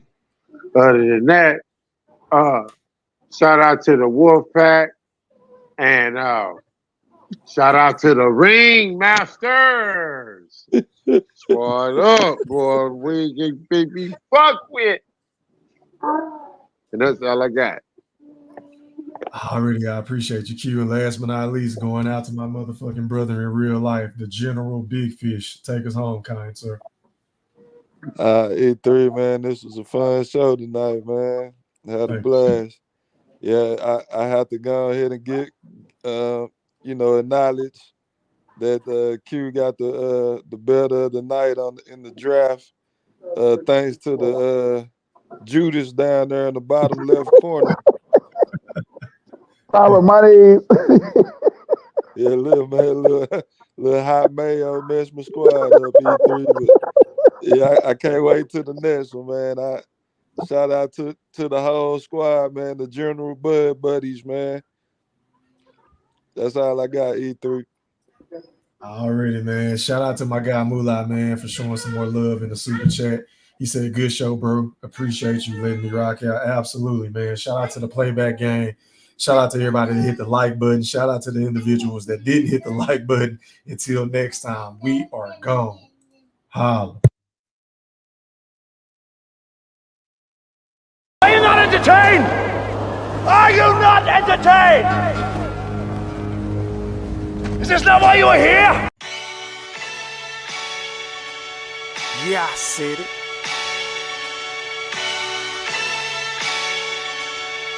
Yeah, I said it.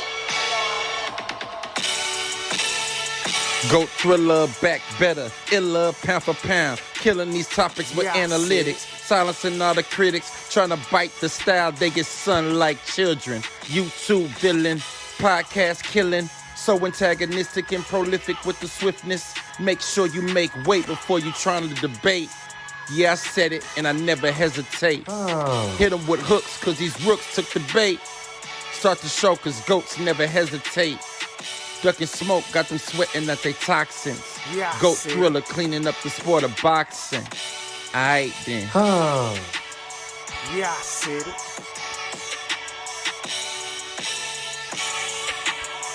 Yeah, I said it.